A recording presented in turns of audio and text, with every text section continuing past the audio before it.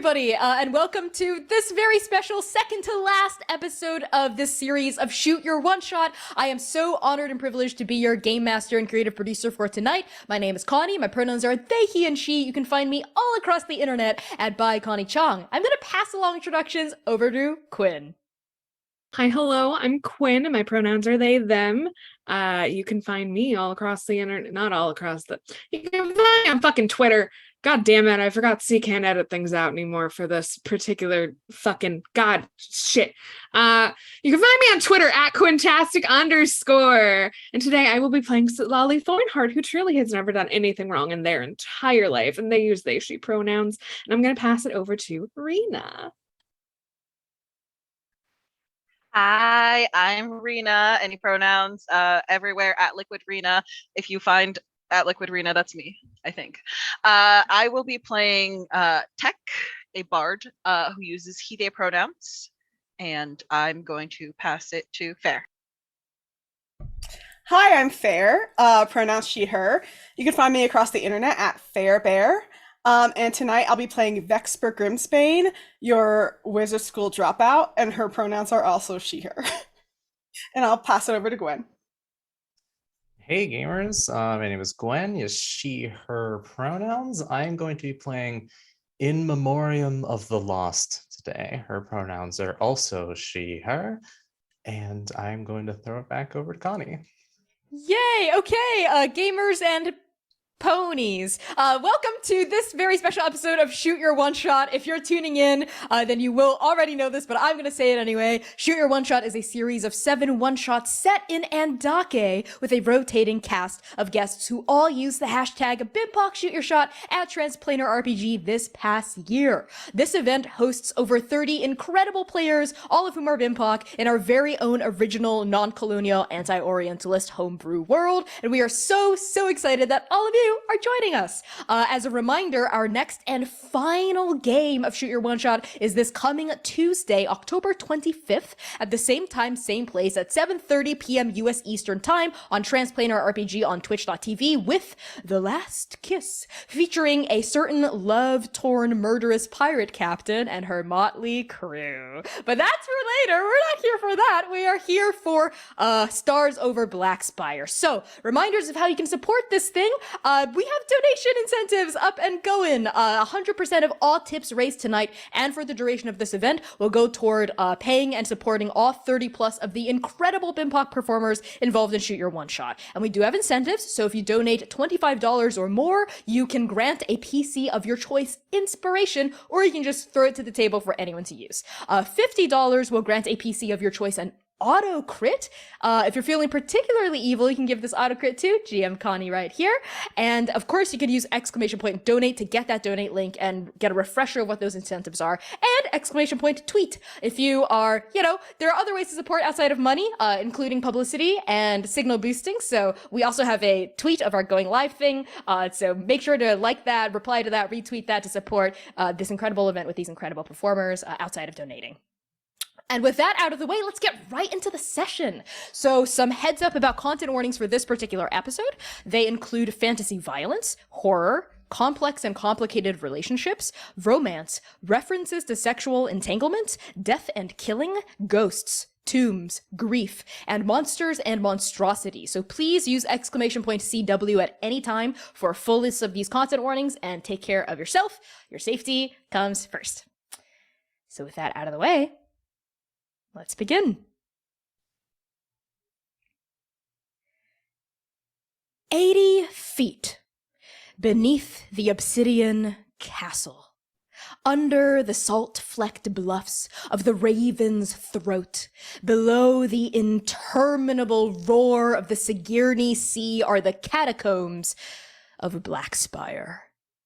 The dearly departed souls of many a devout Dex find their final rest amongst sunless roots and gelid earth.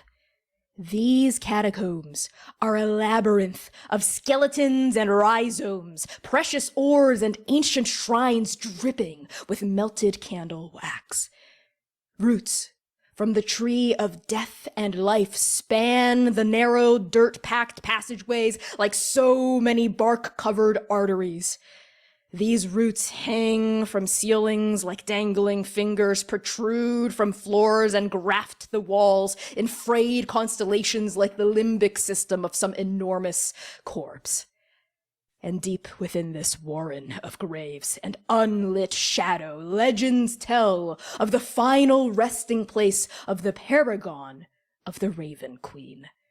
Pascal, the mockingbird. Pascal, the last laugh. Pascal, the mirror of light, wielder of grim reaper of the divine triptych. Their grave, the Stygian tomb, is said to reside in the black heart of the catacombs themselves, guarded by forgotten shades. They are said to be buried with their very own tenebrous talon, an ancient artifact of metaphysical power. Folklore claims that this talon can unbind fate itself, granting its wielder protection, refuge, a second chance. Which brings us to the four of you. A cavalier, a misfit, a bard, and a devotee, brought together by the same purpose. Leaf Dreameye is preparing to depart on her pilgrimage to the Euclid Chasm. Her voyage will be long and arduous, so the skulls have foretold, and her destination fated. Visions have shown her an ancient and terrible mystery lurking at the bottom of the chasm that she must unravel. And together with her knight and her betrothed, Miss Stiltwalker, Leaf prepares to embark upon her fateful journey. But first, the Tenebrous Talon. The four of you, led by a certain priestess amongst you, have set out to retrieve this artifact and to give it to Leaf, so that the prophet of Blackspire might be blessed and safeguarded on her journey to the Great Ravine. And we find the four of you now, marching down an underground passageway. Roots and vines hang from the ceiling like overworked tendons. And on either side of you, alcoves pepper the walls, 3 skulls across and 5 skulls tall, littered with coins, candle wax, flowers, teeth, offerings to the Raven Queen and her ever-singing emissaries. The air here is congested and cold, and the smell of death hangs low and sweet, like an overripe apple. Covering the four of you, in varying degrees of intensity and volume, are gobbets of thick white webbing, splashes of bright green venom, blood, gashes, bruises, bumps, scrapes. After all, you have been delving the catacombs for the past 6 hours, and it shows. You have encountered many a giant arachnid, globs of sentient poison, and even lumbering red-eyed zombies, the restless corpse of various dexi possessed by strange hungers and roused to a sacrilegious unlife. Here, the weave shudders with death magic. And now, at the front of the procession, we're gonna find you. In memoriam of the lost. Why don't you tell us, what do you look like? Why are you helping Sitlali find the Talon? And just how sick of you, are you of everyone's shit because it's been 6 hours and you are covered in goo? In memoriam of the lost, memoriam for short, Mori if you're dating, is a 6'8", half elf, half orc ASMR. Who has a light blue complexion, has 2 little fang-like tusks that come out from the bottom jaw. She has this mass of white hair that is pulled over to one side, and she has a veil that covers her face, but you can still sort of see her eyes underneath, her eyes glowing with this almost white blue light, but you can't quite catch what they look like because of the veil. She is wearing what seems to be underneath what you'd assume to be standard priest wear, but is substituted with these massive raven feather pauldrons and studded leather armor instead of what is normally traditionally worn around here. She has thick leather boots, and she is holding out her weapon, which is a chained whip, on the end of which is an incense burner that is burning brightly. It sheds a light in addition to burning incense, and you can smell the earthy and sweet tones of frankincense as the smoke lazily goes back up from whence they came. And she has a look of almost boredom, definitely irritation, but is just focused at the task at hand and is just ready for this to be done, knowing that it is nowhere near being done. Yeah, yeah. I think there's like some cobweb that's maybe attached to your veil a little bit. That's very annoying and kind of like ruining the aesthetic a little bit. So we're gonna like pan past you, push past this like thick glob of webbing to find someone behind you who is remarkably less, I think, martially immediately adept, I think. And we're gonna pan over to a certain Vexper Grimsbane. So why don't you tell us what you look like, why you're helping Sitlali find the Talon, and how sick you are? Well, my name is Vexper. I'm here because, look, sometimes you make a deal with something and your parents don't like that, so they send you off to like basically boarding school, and then you get roped into being in some catacombs. I don't really know. I was only half listening. But I'm about 5'4", deep red skin, eyes that glow like a little, like almost like molten gold, horns that sweep back from my forehead and up, and they're also look like they're molten gold. They kind of glow a little bit, and they're hot to the touch, or at least that's what I tell people. I'm a fire genasi tiefling. And yeah, I'm here. I'm also bored, but I would just rather be, I don't know, drinking or something, to be honest. But also, Lolly's been back there just whining, like trying to tell people what to do. Can we go Wow. now? Okay, I love that. Yeah, you look bored and upset to be in like a dingy old stinky dungeon. I think we like push past your like molten gold horns, where I think there's like a big splash of like bright acidic green venom against like one of your shoulders that is still kind On of my, like completely Yeah. messed up my crop top for sure. 100%. That crop top is never going to see the light of day again. And like some smoke is still curling off of the fabric. Yeah. We're going to push past that smoke to behind you to find Tecathlito. Why don't you tell us, what do you look like? Why are you helping Sitlali? And how sick are you? Well, Tecathlito is a little bit of a wayfish looking. He's a half elf, half drow. So the like very light purple of the skin and the silver braids, and of course always decked out in jewelry. He is not really one for adventuring in any kind, but they do like a good story, and Sitlali is full of them. So that is sort of why they're down here. And everything that Sitlali has been saying, the complaining, the whining, the orders, all of it gets written down.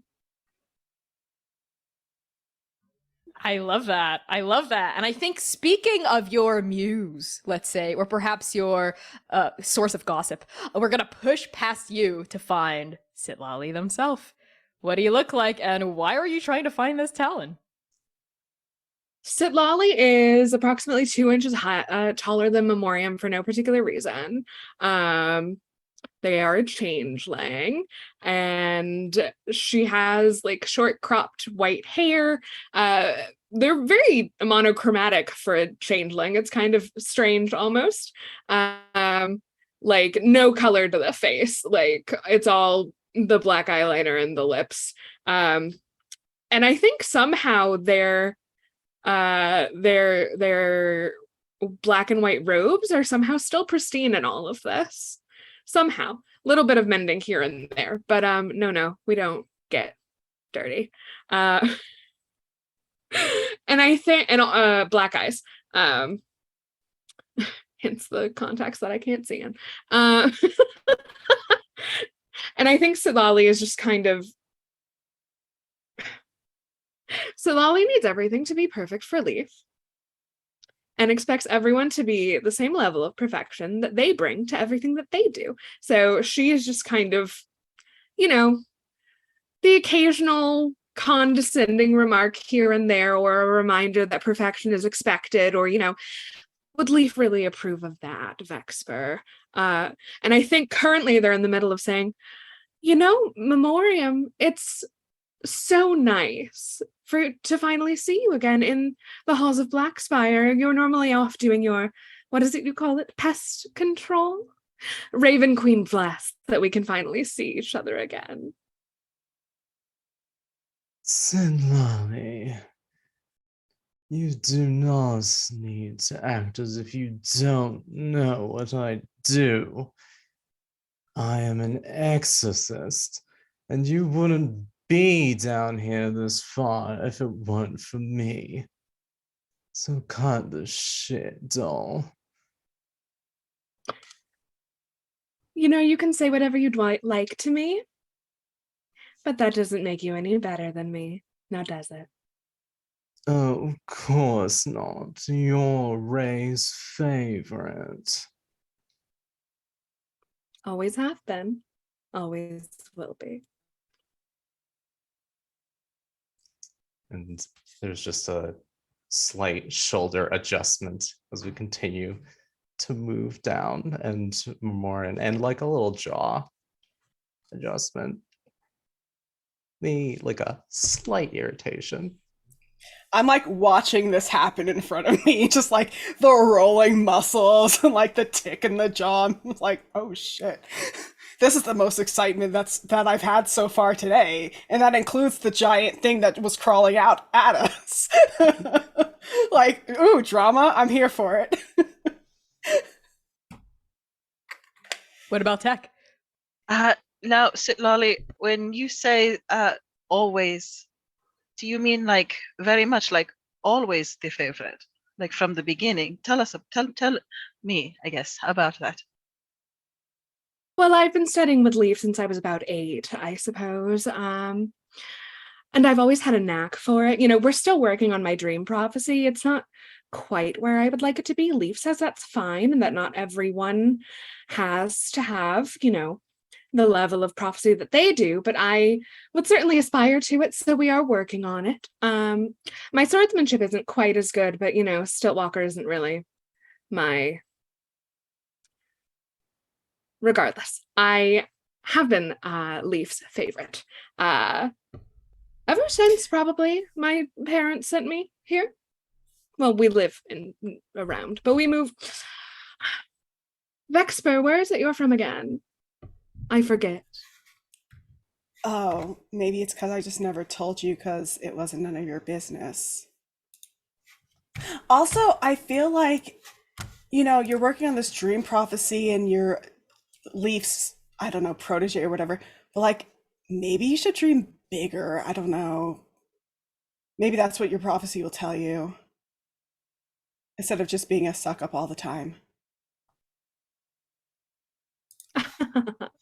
Well, I'm not exactly a suck up. I will, once the portents come through, I will be joining the court as a Dexai, but we have to wait a little bit on that. Yeah, dream bigger. There's so much to the world.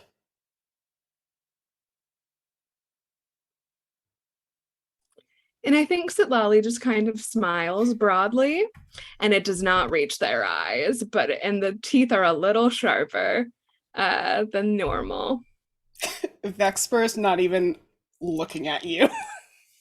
She said this while still facing like ahead, like watching Memoriam roll their shoulders and whatnot, just does not care.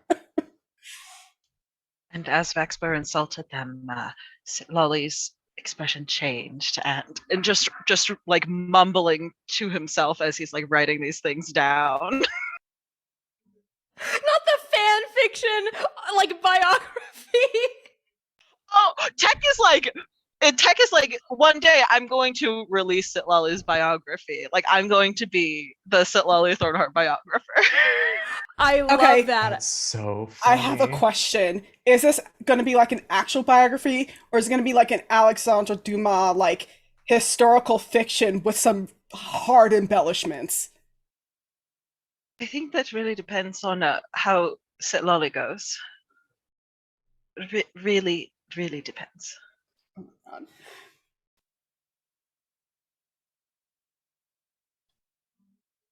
All right. I think as the four of you continue to make your cursed, horrible way down this passageway, it does eventually widen, quite abruptly, actually, into a domed chamber.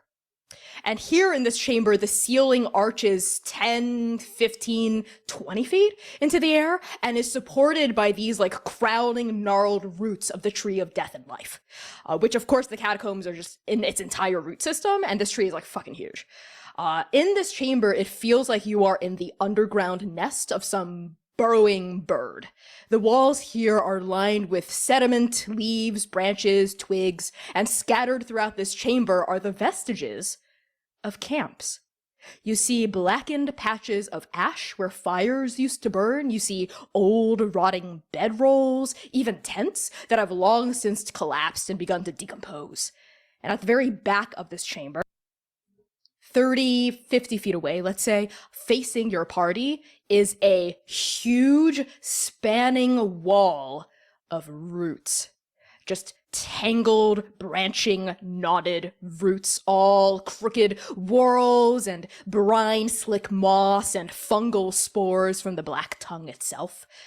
And pressed up against this wall of roots, elevated on a raised dais of stone and timber, is a vast, beautiful altar.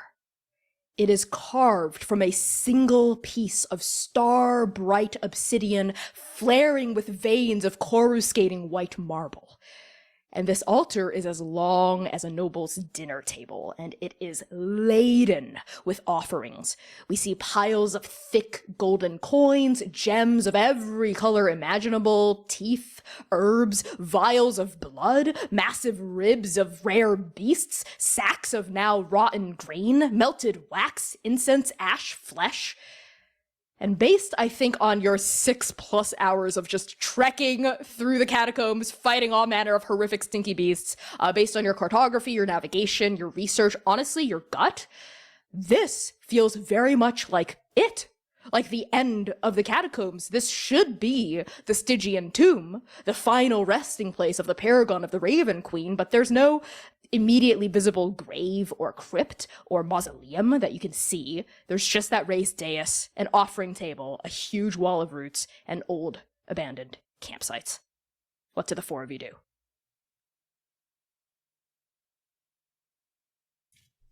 Why are we here again? I mean, okay, here, I know why we're here, but here's my thing. Leaf's a prophet, right? So, like, she should be fine with death and whatnot, right? So if she dies, like, why are we doing this?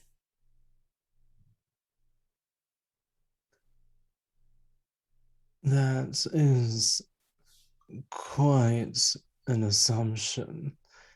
Though it's mostly for Sitlali's peace of mind. Is that not correct, Sitlali? Of course it's not for my peace of mind. Leaf can take care of themselves perfectly fine, and Mist will be there, and... Don't disrespect Mist.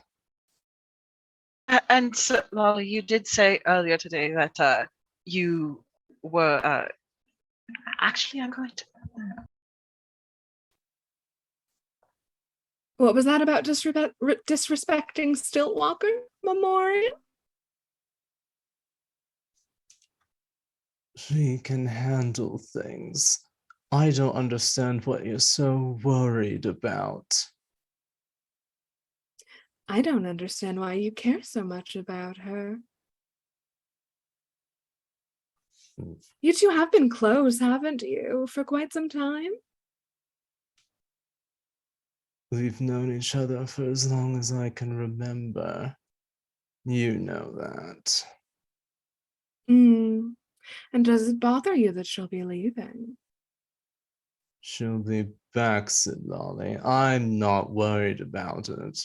You're the reason why we're down here in the first place. Oh, but my dear Memoriam, you did volunteer. Yes, because if you all died down here, do you know what I would have to sit through? The funeral would be so long and so boring. Oh, but it would be quite grand, wouldn't it? I already said if I died, like, you guys could just throw one single party and then be done. Like, I don't really care. Vex, at that, you feel a twitch inside your soul. Like almost like kind of like a sharp turn of the nerve. Like one party, and I think like choking out another word comes out of your mouth that is like your voice, but also a different kind of voice overlaid on top of it, like a deep kind of almost like rotting honey or mulled wine kind of voice overlaying that says, not one party, 10. Well, you heard me. 10. 10 parties. Insight check. There it is. Okay. I'm gonna casually roll. We a have deception arrived. check. Let's do it. Contestant rules, go for it.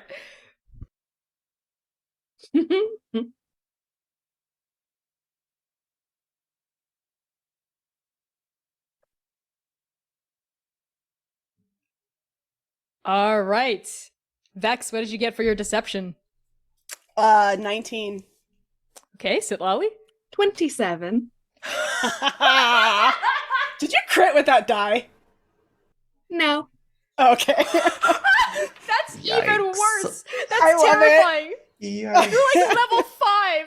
Okay, so Vex, have you told any of your traveling compatriots yet about, well, them?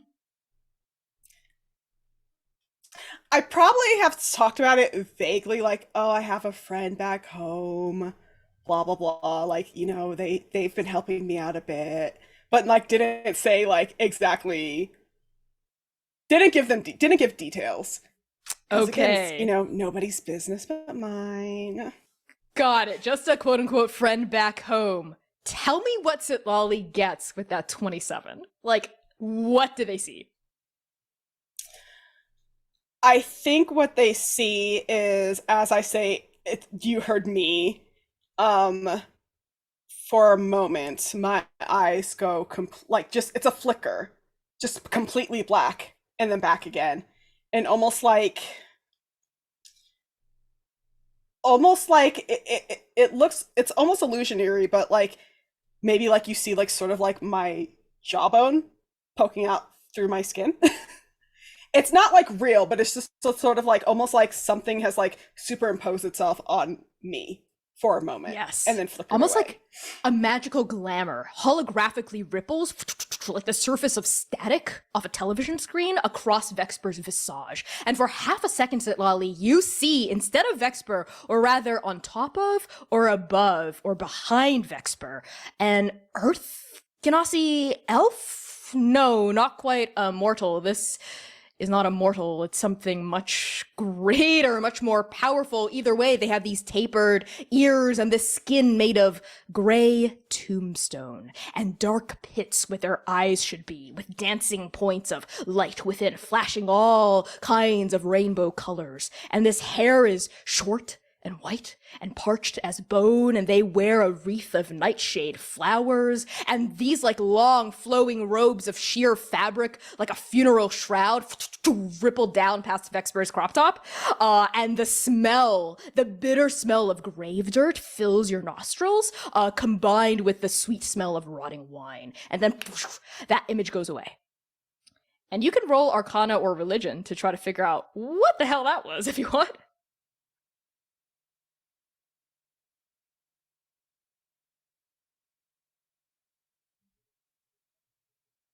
26 religion. Jesus fuck. So that was an emissary attached to Vexper, or at the very least very interested in Vexper in some way, which means Vexper is a warlock. Or maybe I'm just that intriguing and everybody's into me. There's maybe a 2% chance of that being the case.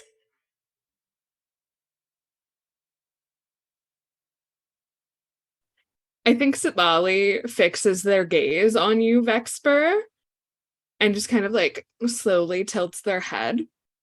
I tilt my head the same. Grimsbane, what are you meddling in? I'm not meddling in anything except your business for some reason. Oh no, you were invited into that. I mean, in your Mm, business, Voluntold. you should be honored that Leaf wanted you to come here with me. I don't really care about Leaf's opinion though, so I don't feel very honored. You don't care. I forget that you're not from around here. I'm not, but also she's just a person, and I don't put people on pedestals. Maybe you should. I don't really see a need for that. Ugh. Because then you spend your life groveling at other people's feet. And that's not something that I do. No, you spend your life climbing up to your own pedestal, Vexper. And I look really good on it, don't I? No, you're quite farther down, I believe. Well, everyone's entitled to their wrong opinion. I guess today that's yours for the day.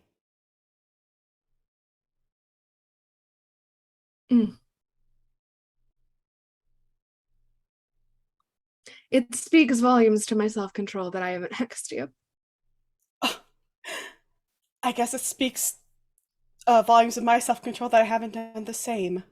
Are you two quite finished? No, Miriam, I'm not. Let them. I think just let them. Listen, we don't need to fill any more pages in this book that you're writing. Can you find whatever the hell you need in here or not? Quit going on about what Leaf would or wouldn't want or what honor it is. She's not going to fuck you, Thornheart. Just relax.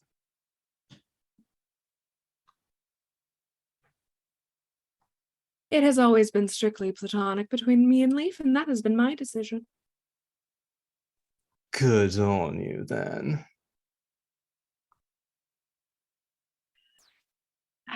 After we get back up to the surface, can we talk about that? So I'm gonna make a note.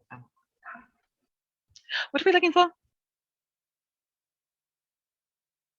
I think Sitlali is kind of like rubbing one hand against their holy symbol around their neck, this giant raven skull, and kind of surveys the wall and the altar and looks around at the three of you and goes, well, I suppose it would be rude if we didn't leave an offering.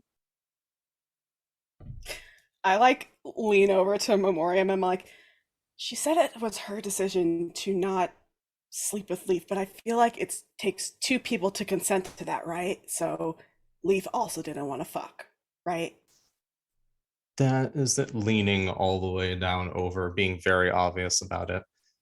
Yeah, you have no choice but to. I'm so much shorter than you. That is the assumption there, isn't it? Yeah. I feel like two people made a decision, and maybe one person was upset about it. Is what it is, I suppose. I will go up to the altar and leave an offering. Okay. Vexper, as you approach the altar, make me a perception check. Oh, great. What is my perception? Not great. That is a 17. Yeah, you see this huge glittering array of various tithes that have been left here, and you also hear something like on the periphery of your perception as you approach, almost like a humming, a buzzing, a whispering of wings against each other, but you can't exactly quite pin down where it's coming from, or if there are words attached to this, or if it's a melody, or just a soundless hymn, or something like that with your 17, but you definitely do hear it come up as you step up onto the dais. God. No tone whatsoever. Okay, great. I'll just go up and I'll like pull a little flask out of my bag, whatever, and just leave it there. Okay, what's in the flask? Just some really like top shelf whiskey that you don't know where I got it from. Totally. Yeah, it was very expensive, and I think you traded something very valuable for this, but you place the flask on the altar upon this like dark black stone ringed through with veins of white marble, and well, nothing happens. Yeah, you find a place for it and you step back. That's it. Okay, there you go. Was Vexper the only one who heard the humming? Well, if you want to approach the altar yourself, you can make a perception check too. Anyone else can as well. Yeah, we okay are going to approach the altar because we're following the rules here. Let me make my perception check.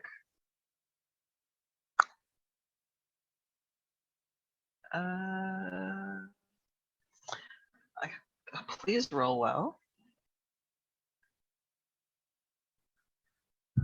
So I have a +8 to perception. Uh-huh. I rolled a 4. No. So that's a 12? Yeah, that's a 12. Okay, yeah. I think similarly, you also get the sense that like the air as you approach the dais seems to thicken. And like the hair on the nape of your neck seems to like stiffen and rise just a little. Like there's some kind of magic, some kind of weave work, some kind of religious sensation occurring here, but just like Vexper, you can't lock down where it's coming from or what it wants or what exactly the vibes are beyond there are just vibes here. So do you also place something upon the altar? Yes. Tech will place a very fancy raven feather. And then we'll step back. It's long and it's beautiful and it's perfectly dark and like not a single little like prick of the feather is missing, and you place it down upon an empty spot, and just like with Vex, nothing happens, really. And you step back. Memoriam, sit Ollie. Memoriam will step up to the dais and particularly in front of wherever there are mostly coin offerings. And she will look down at them and say, well, Ray, I know this isn't enough to pay off my debt, but, you know, collect what I've got at least. And you watch as she reaches down into one of her boots, pulls out a knife, and she sticks her tongue out, and on her tongue is a tattoo of a coin. And she slits her tongue with the knife and lets the blood drip onto the coins. Yeah, as your blood, bright and crimson and thick and thrumming with life and death energy at once, splatters onto these fat golden coins, there is a brief response. There's almost like a shimmering of the air, a rustling of leaves, a shifting of the wall, the ceiling, the ground, and then nothing. It's like it was something almost happened and then it didn't. Did you also roll perception? I did not, but I will. That is a 19. 19, that's a little bit more than our highest so far. So you hear the same kind of static weave, thick buzzing all around the altar, and you can pinpoint where it's coming from. It's coming from the wall of roots. But I don't think you can make out exactly what the thing behind, inside, beyond, around the roots are saying, or if it's a thing at all, or a person, or whatever. But it is coming from the roots. I think she will take a step back, sort of noting that, but it's more important that she does a bit of a sarcastic gesture towards Sitlali to go make an offering. I think Sitlali does a very graceful bow, and on their way up to the dais, they are rattling like through their pockets, which are full of various knucklebone prayer beads, you know, for different occasions of different aesthetics. Finds the most expensive one, and leaves it and rolls perception. Go for it. Let's see.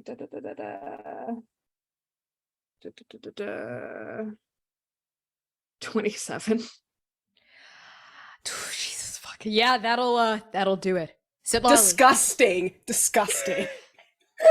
I love it. Rancid and I'm into it. You get what everyone else gets, and then you also get this. It is whispering, and it's coming from inside the roots, behind the altar. And you can make out words with your 27, and the words are in Raven speech, but ancient, like ancient archaic Raven speech, the same as like Middle Age English would sound to us, right? Like in the modern day. So it's like these ancient phrases and sentence structure and grammar and these tones and this weave and this magic interlaced with it rises up to greet you like a tide, and you hear with your 27, desire, hidden, shaded desire. Leave a coin, leave a bone, leave a tooth of desire. Hidden, shaded desire. Beyond your grasp, beyond your reach, the heart yearns in loneliness.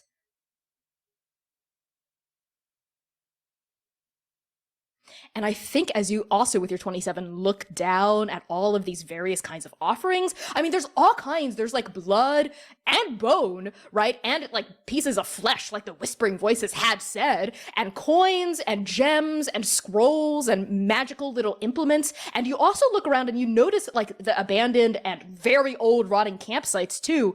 And I think with your high-ass roll, almost like a picture starts to weave itself toward you, like you're putting clues together, like you're sort of stitching holograms, like overlays onto each other and forming a map of what might be occurring here. And you see, like, flitting past your mind's eye, people coming in and out of the chamber, putting stuff onto the altar, like looking around, tapping on the roots. You also see, like, some people, like, lifting up weapons and trying to hack at the roots and get past it, but, like, nothing yields. And you see, like, campsites being erected, people trying again and again, trying all different kinds of offerings and then giving up and storming out of the catacombs. Like all different kinds of adventuring parties, all different kinds of mercenaries, sellswords, even devotees of Blackspire, people from all over Andake. You see like an image, a vision of someone offering up like the broken off horn of a Kyrian wild goat, right? Like a rider from Kirtal. You also see someone offering up like a shattered remnant of an oar passed down to them from their father, like a sailor from Uhanahi. Like all kinds of people have been here trying to get past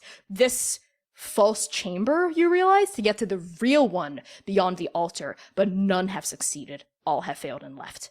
There's something else they're not quite getting, a correct kind of offering to make that has been not seen.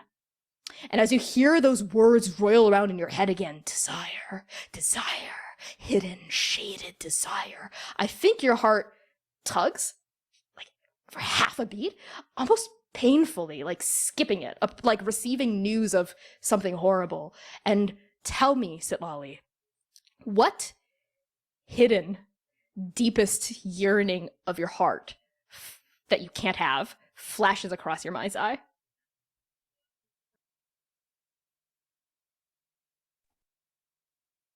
What they want, that they don't think they can have, is to be happy.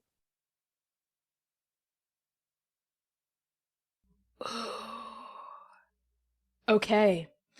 I think you see an image of your own face, smiling, and it's an image you have received sometimes when you focus really, really, really hard on prophecy training. But like Leaf has said, your dream prophecy is not quite where you want it to be. You're not exactly a prophet. You're a priestess, right? You're a devotee. You're not quite a fate weaver of any kind. But this is almost like an image from a future, maybe, or a future that you could have briefly. You see yourself older, hair longer, smiling, and there are arms around you, and the arms are light green, and it's gone.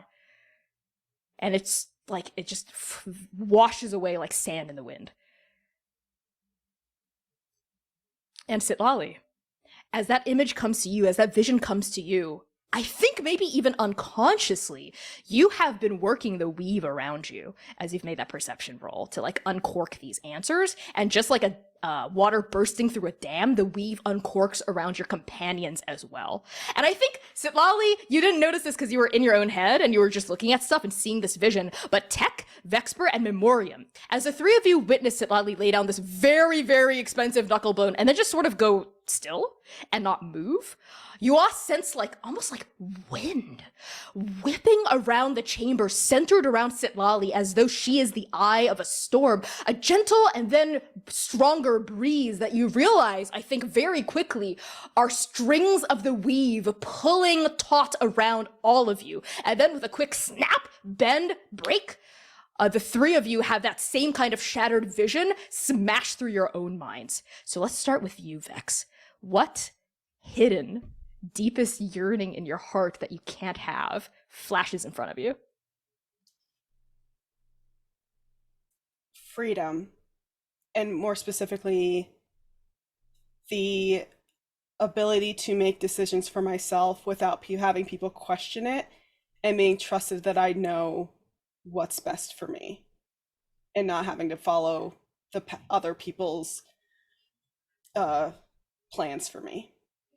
Yeah, I think as that feeling of freedom like surges through your soul, it's like wind rising underneath wings you don't have, right? And I think we see an image of yourself back in too long. I think the edges of this vision are blurred. It's like a memory of a dream, of an echo of a ghost, but you feel very small in this vision, and you see like standing, looming over you are your parents and your twin sister. And Vexper, tell me, though you look identical, what about your sister outshines you? So much. Pick something, and she probably outshines me in it. She's smarter than me, more focused, listens. In our parents' eyes, that means she's better than me. We see like a mirror image of yourself, which is your sister, her like coiling, like bright golden horns that do burn to the touch, no matter what either of you insist, right? And she's looking at you as well, and she's kind of like biting and tightening her jaw, looking away, can't quite meet your gaze. And in this like echo of a memory, you hear your parents' voices like ring out, like they're much bigger than they actually are. And one of your parents is saying like this word fading in, disappointment. Vexper, you are a Grimsbane. You must be a proper dream wielder, a proper worshipper of the Raven Queen here in Toulon. We are here to show these necromancers that there is a better way to wield life and death magic, and you, and your other parent cuts in and says, you are a disappointment, aren't you? Well, pack your things, Vexper. If you're not going to properly study for the Imperial exams, you might as well take a gap year somewhere where we can drill some discipline into you. The court, where our queen is from, where she resides. Go to the court and come back when you've learned something proper. I just don't This just isn't me. I don't understand. Why don't you understand that? You're wrong, Vexper. You are a Grimsbane, and we are wizards of the highest order. That's what you were born to be, that's what you are now, and that is what you are destined to be, and by the kind hand of the Raven Queen, we will make that into you. And I think she doesn't say anything, but that is the moment where she's like, fuck you now. Like, in her heart. Yeah. Even though she desperately wants her parents' approval, fuck you now. I'm not doing that. Yeah, and I think that's probably when she makes the pact that she makes. Yeah, that image like flutters away like sand of the wind yet again, and it's replaced by other images fluttering forward. Tell me, Vexper, where did you meet the Danse Macabre? Strangely enough, I met them in the library. I was trying to study. And then I just said, I wish I didn't have to do this. And they spoke to me.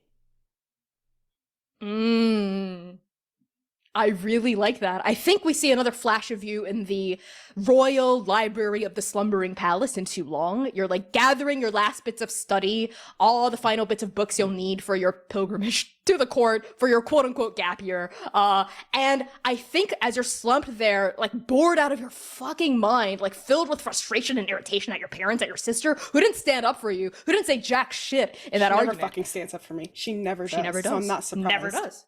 I mean, after all, she is Mommy and Daddy Dearest's favorite Grimsbane daughter, isn't she?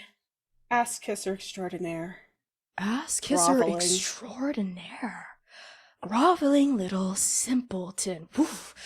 These are all words that have run through your head before, aren't they, Vexper? Things you wish you could tell your sister to her face, but you don't quite have the courage to yet. Yeah. I do want to tell her that. Well, what if I told you I could give you that courage? No, I can give you something better than courage, like ambrosia is better than honey. Darling, I can give you fun, freedom. The freedom to just fuck off and do what you were always meant to do. Seek pleasure, my love, on your own terms. Does that sound good? That sounds perfect. But I'm not foolish. What's in it for you? What's in it for me? And I think you hear the voice that has sort of just been in your head this whole time suddenly sound like it's outside of your head in like a shadowy aisle between two bookshelves. And you see in the darkness, though not stepping into the light quite yet, two pinpoints of ever-changing rainbow light that you realize after a beat are eyes. And you see like the edge of a corpse skinned face, like just a sliver of an arm that looks like it was carved from a tombstone, a glittering shawl that you might place over a funeral tomb. And the Danse Macabre says, well, what's in it for me is after I have given you a wonderful taste of everything life could be, in death, you dance for me. That's all I ask. Okay. I can So do we have a that. Now, deal. what kind of dance, though? Like, I'm great at twerking. Oh, yes, I'm going to like you, I can just tell. Well, why don't I show you what kind of dance it will be as we make our pact to each other? And you see a hand extend from the darkness into the light, and it is a skeletal, bony hand. I place my hand in their hand. You place your hand into your patron's palm, and they pull you into the darkness, and that is the first and last time so far you have duetted with the Danse Macabre. And then we flash back to you and your body here in this chamber by the altar, and that feeling of the dance the two of you had that one night in the shadows of the library, it filled you with freedom. It was fun. They were a fantastic dance partner. They had the wittiest responses. They were an incredible conversationalist. And when they left you wanting more, yearning more, reaching for that freedom. And it's that feeling of what you can't have that you so desperately want that suffuses you as you stand in this chamber looking upon that root wall. And now we flash over to Tech. So Tech, why don't you tell me what deep, unattainable yearning fills you? Tech wants to be the center of attention. Tech has elves don't have a lot of children normally, but we had a very large family. It's maybe 10 kids total, just of my parents, and then other children from other places and so on and so forth. The best way to get somebody to notice you is to be a bit of a tattletale. And so you start picking up the things that other people are saying and reporting them wherever they need to be reported, and maybe you get a pat on the back or a good job or a thank you. And then one day you wake up and it's not just the living who are telling you things, it's also the dead. And now your entire life is other people's stories and writing them down and trying to make something of them, because a bard needs to perform, but a bard never performs their own stories. Tell me, Tech, when was the first time the spirits exploded from you? There was a fight between one of my sisters and her ex-husband, before he was the ex-husband. And it sort of became an embroiled family drama, and everyone was taking sides. And it got to the point where one person finally asked me, and instead of saying anything, I left.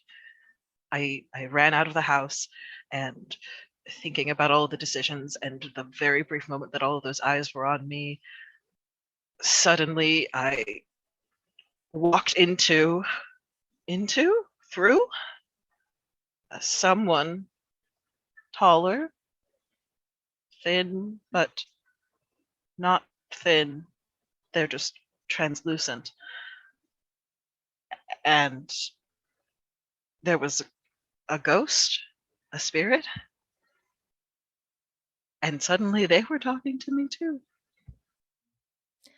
But I think, Tech, this first ever wraith you found, I think, on the rain-slick streets of your home, which, remind me again, where are you from in Indake?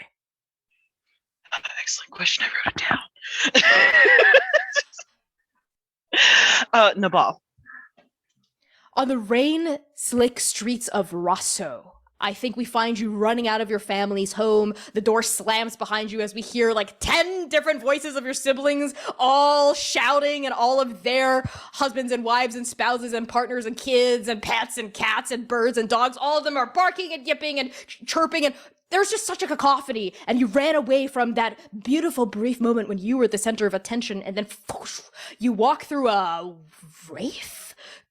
Ghost, ghoul, spirit, and you turn and you see them tall and broad, and there's some kind of ghostly weapon on their back, and their face isn't quite there, and they open their mouth and they scream at you, and they scream and they scream and they scream, and their voice is so loud and it is so demanding, and they approach you and you can't make out words.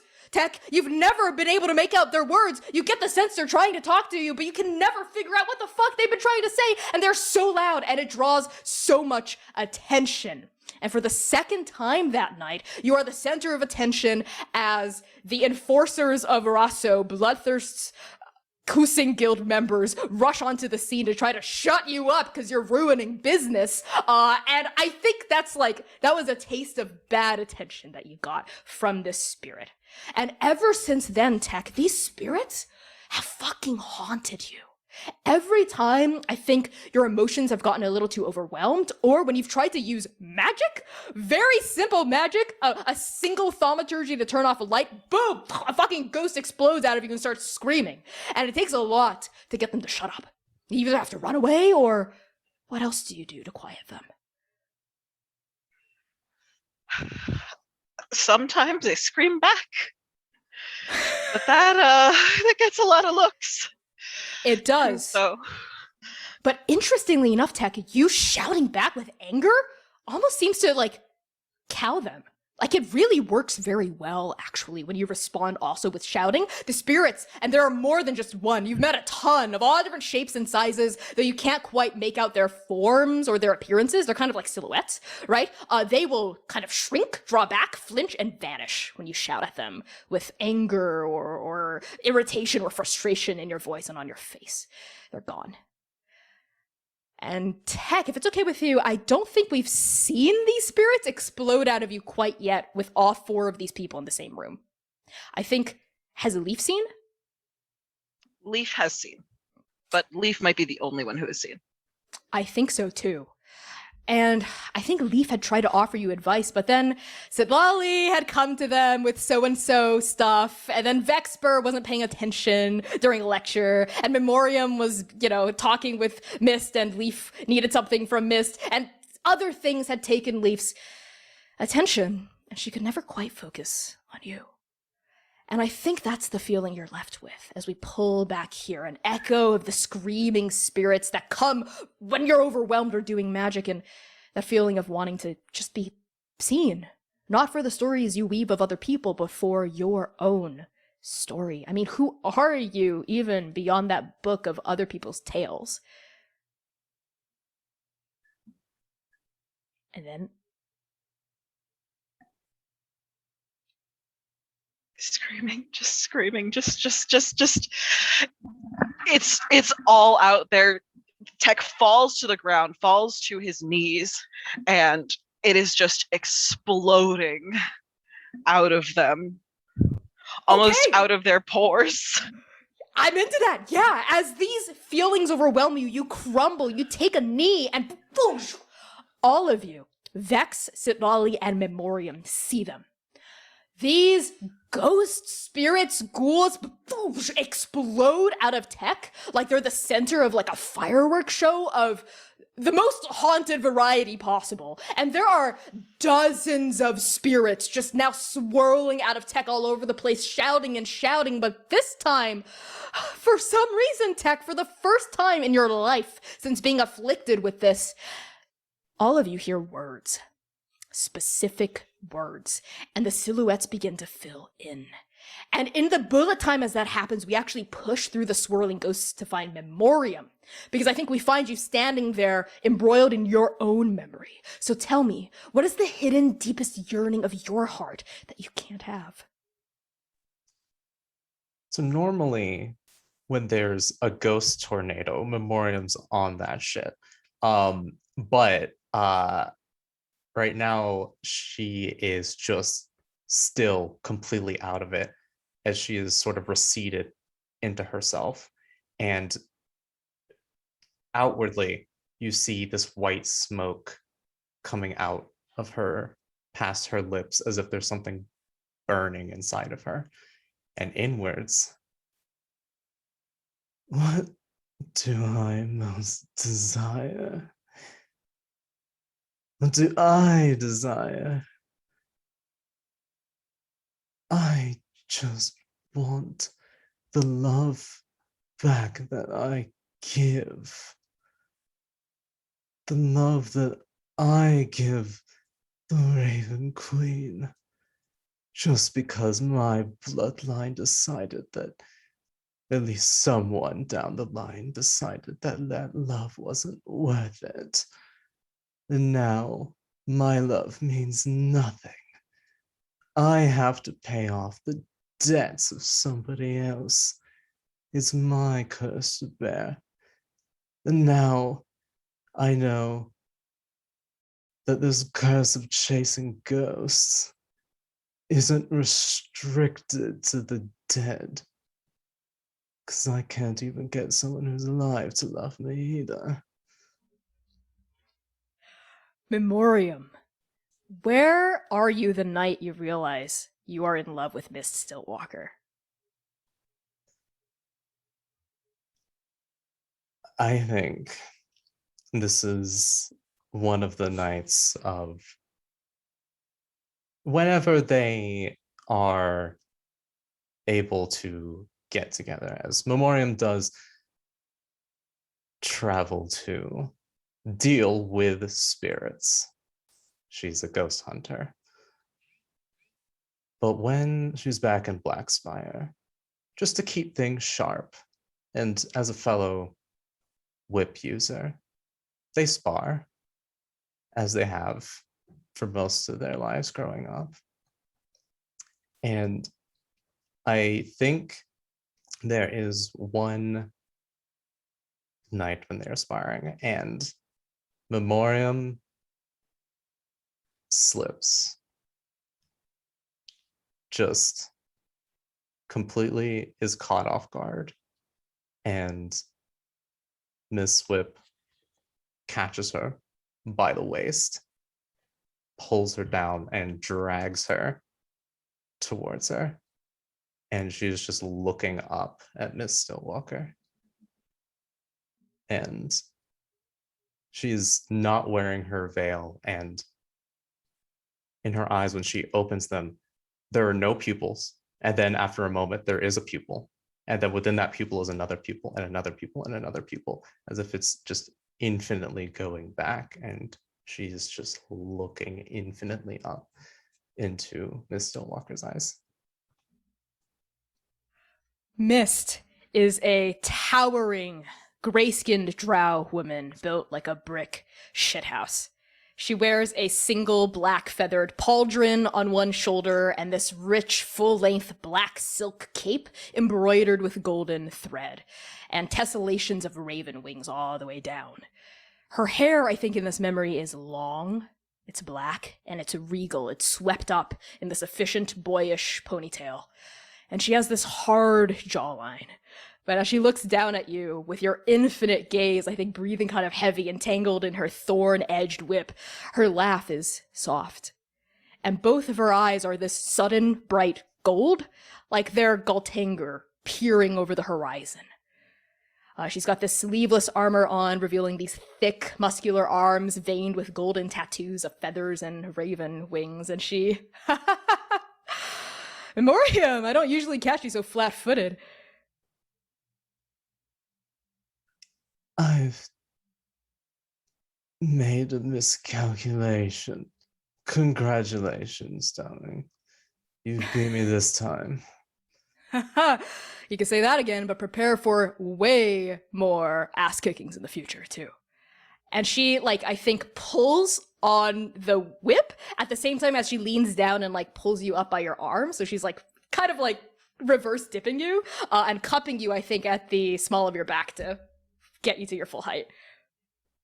I think Memoriam just, stops there when she gets up, and there's, a hand on Miss, shoulder and one on, the upper part of Miss' back to just catch herself, and she is just staring.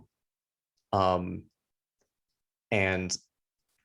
this character has a 6 in charisma. And she nothing.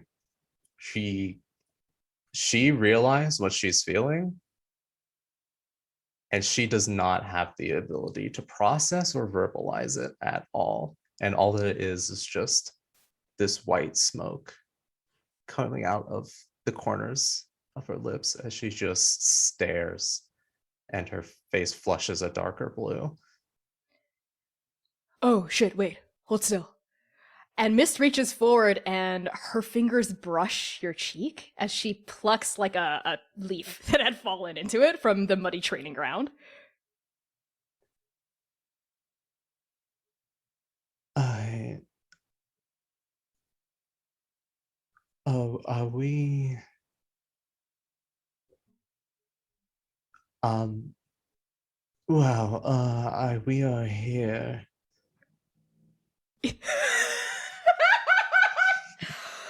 Yeah, we sure are here, Maury.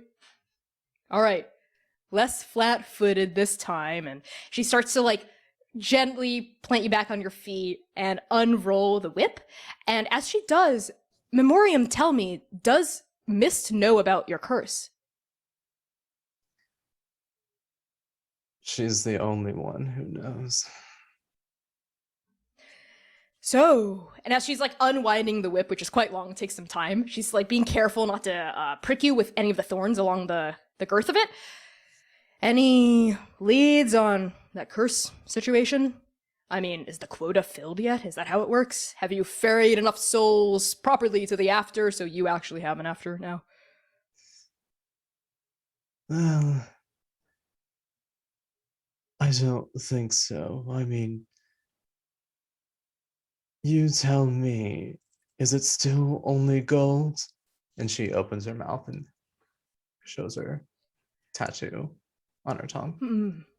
Let's see. And Mist pauses in unwinding you and leans in really close to your mouth to like inspect. And you can like smell her cologne and like whatever shampoo she'd used when she showered that morning. And she's like so close. She says, sorry, it's just so hard to see through the like the mist coming out of your mouth all the time. Though that is a really cool party trick. Yeah, still gold. Well, I guess I've still got ghosts to chase. Mist, Yeah, don't what's up? ever become a ghost I have to chase. Okay? Well, unlike you, Maury, I have an after, I'm pretty sure, unless I'm also cursed, but have no idea about it. Which you would know if I'm cursed, right? Like you'd be able to tell, like you have sonar. I'm somewhat of an expert. Yeah, I figured. So if you say I'm not cursed, then I believe you. Then in that case, you don't have to worry about me, okay? Listen, I've got fucking muscles for days. I've got Leaf, who can like see the future. So between my blade and her omens, I think I'm pretty set till the day I die. I have no doubt that you'll keep each other safe and happy. Yeah. Honestly, I still can't believe I landed her, I guess. She's just so pretty and smart and Rev gets that look on her face that she always gets when she talks about Leaf, which is this like very soft, far away, like deeply in love look that you've never seen her look at you with in the same way. And I think your heart, like, it aches, right, in that moment. I think in that moment, this white smoke that has been trailing out of her mouth begins to billow as if somebody set a fire on inside of her, and she goes to cover her mouth, and she says, I need to go.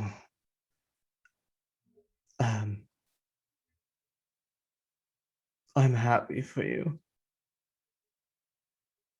Thanks, Maury. Hanging up the cape already after 2 rounds of sparring. All right. All right. Well, you know me, I've got stamina for days. Okay, Yeah, I'll see you in the mess hall later. yeah, sorry. I think I taste a ghost nearby. Oh, yeah, sure. You better go slay that ghost. Right. You want some help? And no, I have to do this. And just billowing out of her mouth, she just turns around, hard heel, books it. Yeah, Memoriam. And as you book it, I think we pull out of the mist of this memory and we find another kind of mist now swirling through this chamber that it takes you only half a beat to sort of get your bearings and realize it's fucking ghosts, motherfucker. Just so many ghosts, a ghost NATO, just swirling out of tech. And like I said earlier, the silhouettes fill in. And we see people? Like, we finally see their faces, Tech. We can finally make out their words, and there are so many different kinds of people, and most of them are dressed in these kind of like gray, drab, black, feathered armor and outfit of denizens of the court, and the words that keep coming up are, forgive me, please, forgive me, forgive us, please, release us, release us, release us. And Memoriam, you are the only one who recognizes each and every one of their faces because these are your ancestors. And on that, we cut to break. So we will be back in 10 minutes. We will see you soon. Motherfucker. See you in 10. Love y'all so much. Spijo, Pijo.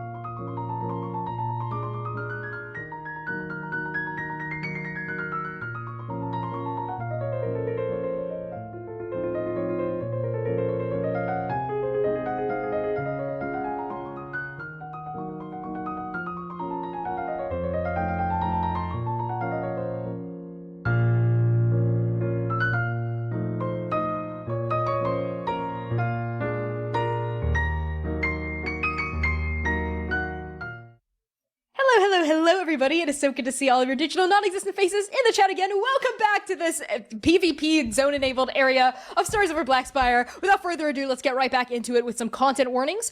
Just as a reminder, the session content warnings include fantasy violence, horror, complex and complicated relationships, romance, references to sexual entanglement, death and killing, ghosts, tombs, grief, and monsters and monstrosity. So use !CW for a full list of these content warnings at any time. And with that out of the way, let's hop right back into things. Tech. Exploding out of every pore of your body, mind, and soul are Memoriam's desperate, pleading, howling, shrieking ancestors. They fill every square inch of this domed chamber, whirling and whirling like vicious gales. And then there is an enormous noise beyond the shrinking, beyond the shrieking, like the bones of a magnificently dead titan groaning against joint. The ground trembles, the walls shake, chunks of earth, loose pebbles, earthen fillings cascade down from the ceiling. And then, in response to all four of your hearts yearning and thrumming against the weave, this true final offering, the roots behind the altar bend. They contort, they shift, they creak, they groan, and then they press themselves outward, flush against the edges of the wall to form a passageway. And immediately, every single swirling, howling ghost in this space screams toward that passageway out of your body tech and like disappears down, down, down into that abyss, horizontally forward. And I think it feels like, like breath passing through your body tech, like devastating your soul. And you stumble, I think, onto your hands as you are still knelt there on your knees, as all of your ghosts, your magic flees forward into the darkness. What do the four of you do? I'm gonna lay down now. Just put my face on the floor. What was that? How haunted are you, and why are you haunted with my bloodline? It's your bloodline? Yes. They've never had faces before today.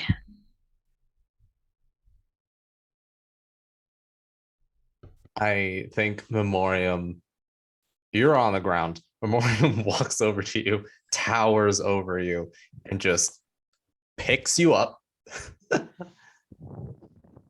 One arm.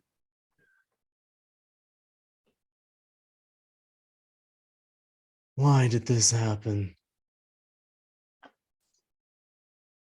I don't know. I had a big feeling. Memoriam and Tech, make me a whiz save. Good. Ow. Oh, not wisdom. 21. 21? That's gonna be a cute little 4.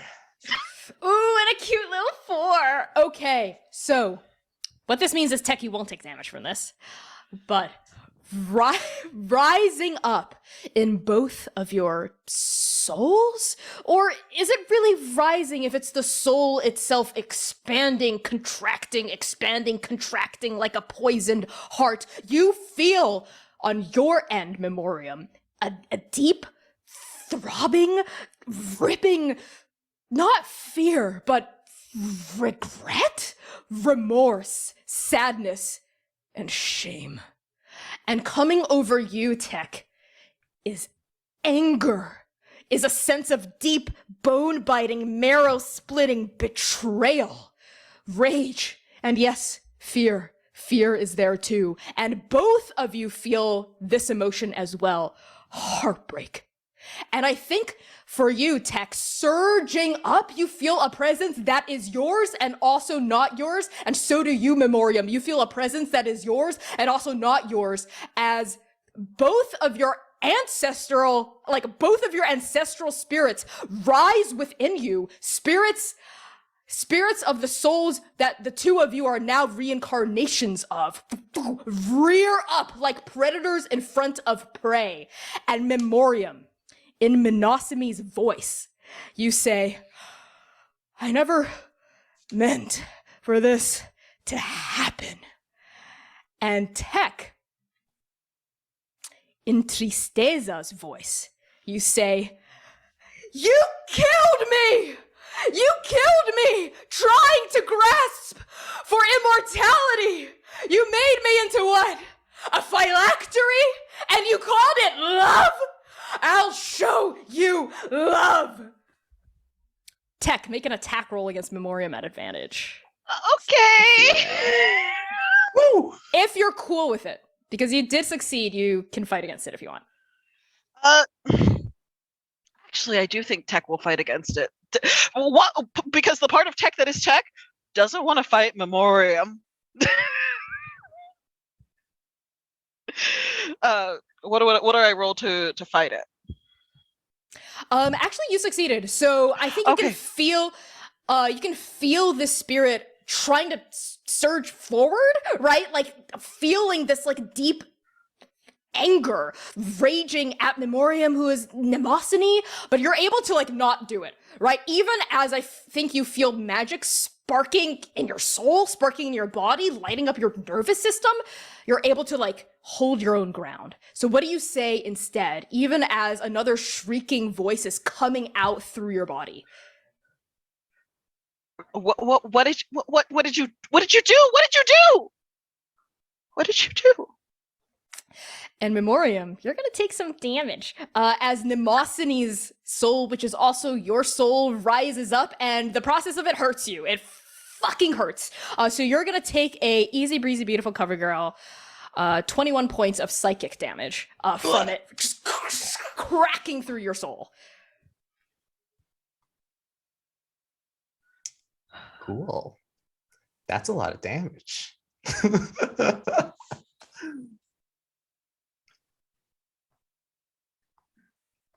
All right.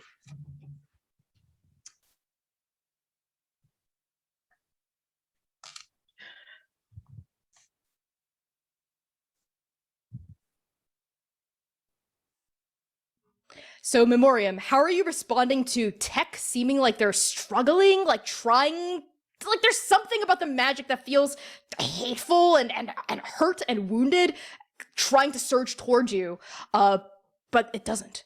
Tech seems to be stopping it for you. I don't know. I'm sorry. I don't. My heart is so broken. I'm hurt. I'm hurt. What did Wyatt?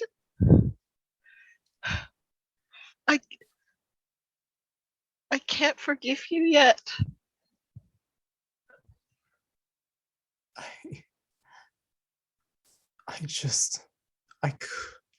I can't let go.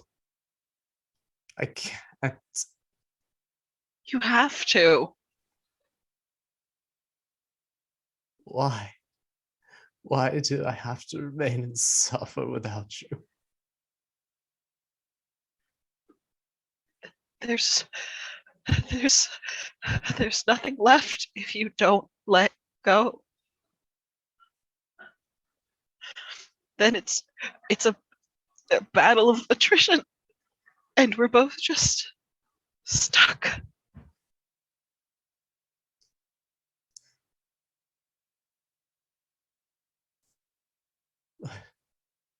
That's what I chose. I'd rather be stuck with you. No. No.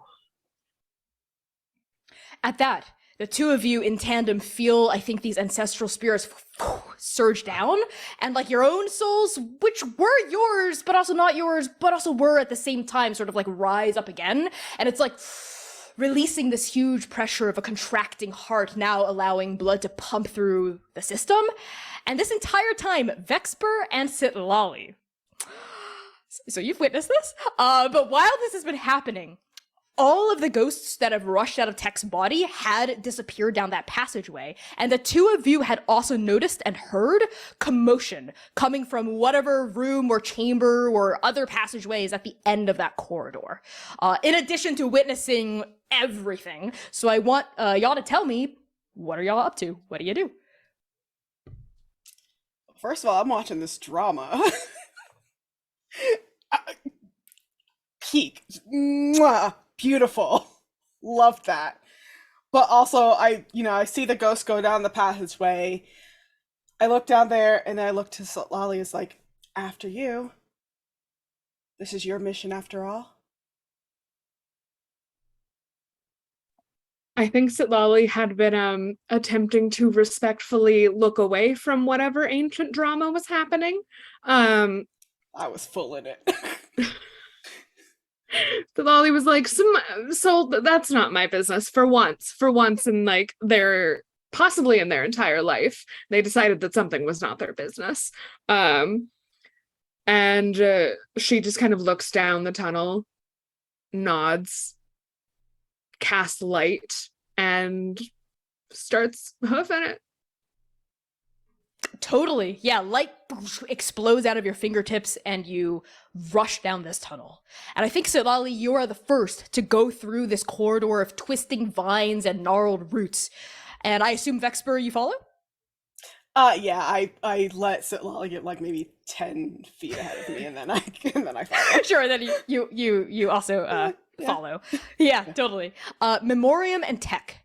Now that like your bodies become more relaxed and those presences seem to die down as the ghosts retreat, there seems to be like a one-to-one relationship to that occurring.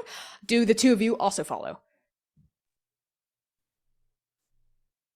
Yeah, I don't want to think about it right now. I'm running. Okay. Memoriam was like going to say something, and then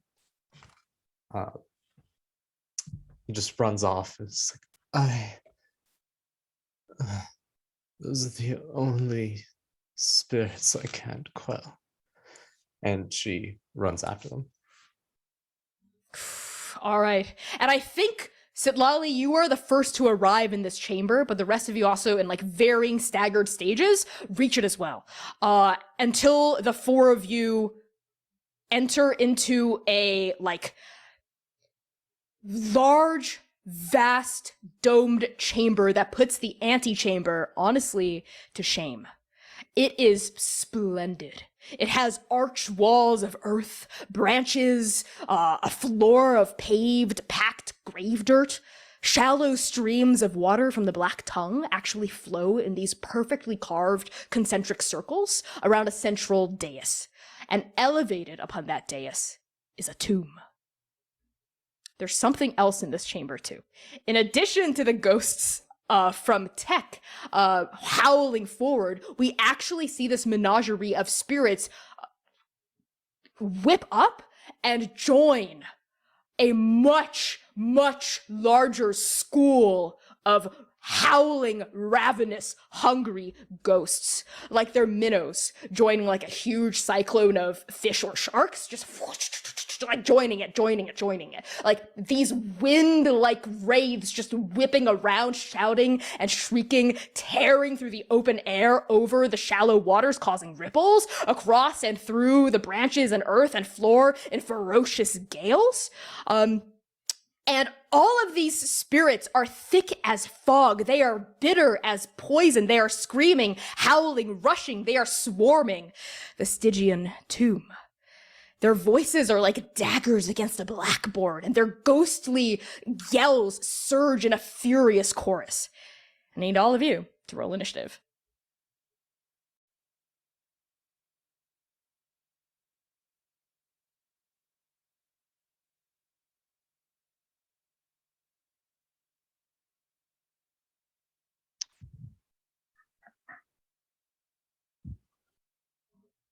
All right, let's start with Tech. I got a 16. All right, let's go to Sitlali. That's gonna be a saucy 3 from me. A saucy 3. Let's go over to Vex. 11. 11. Memoriam? 22. 22? 22. That is a handy dandy 22. Okay. Memoriam, with your 22, you go first. You're in a chamber. There are these shallow concentric circles of water they're maybe only like ankle deep at most. And then a tomb in the center. And obviously all of the ghosts. And this is why I'm here. And she takes the hilt of her chain whip and she runs it along her tongue. There's like there's a sharp edge that cuts along the coin on her tongue, and the blood runs down the chain whip like a fuse to a bomb, and it goes all the way down to the incense burner, and it lights with this radiant white bluish flame as she is gonna go ahead and activate her Rite of the Dawn. And I'll roll my yeah, I'm playing a blood hunter, guys. That's a lot of damage. Hate it, but it's all right.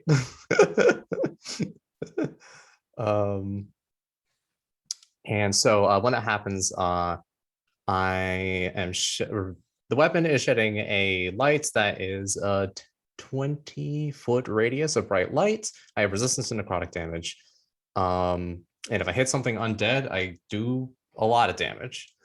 And that's what's gonna happen. Just throws out the whip. It makes a crossing motion, full Trevor Belmont, and I'll make 2 Hell attacks. yeah. Go for it.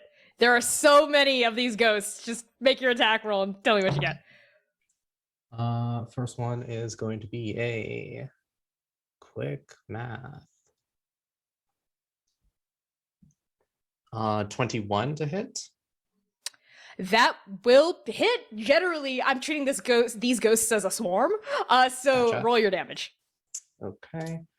So that's going to be 1d4 plus. I'm assuming these count as undead. Yes, they definitely do. And that'll be an extra 2d6. So that is going to be 4 slashing and 6 radiant damage for the first attack. Okay. And because I have the slasher feat, it reduces their speed by 10 feet. Ooh. And the second one is probably not going to hit. That is a 11. That would not hit, but you can still decide to deal damage if they get to hit you back. That's super risky, but let's do it anyway. Go for it. Roll your damage. Okay, that's going to be 3 slashing and 8 radiant damage.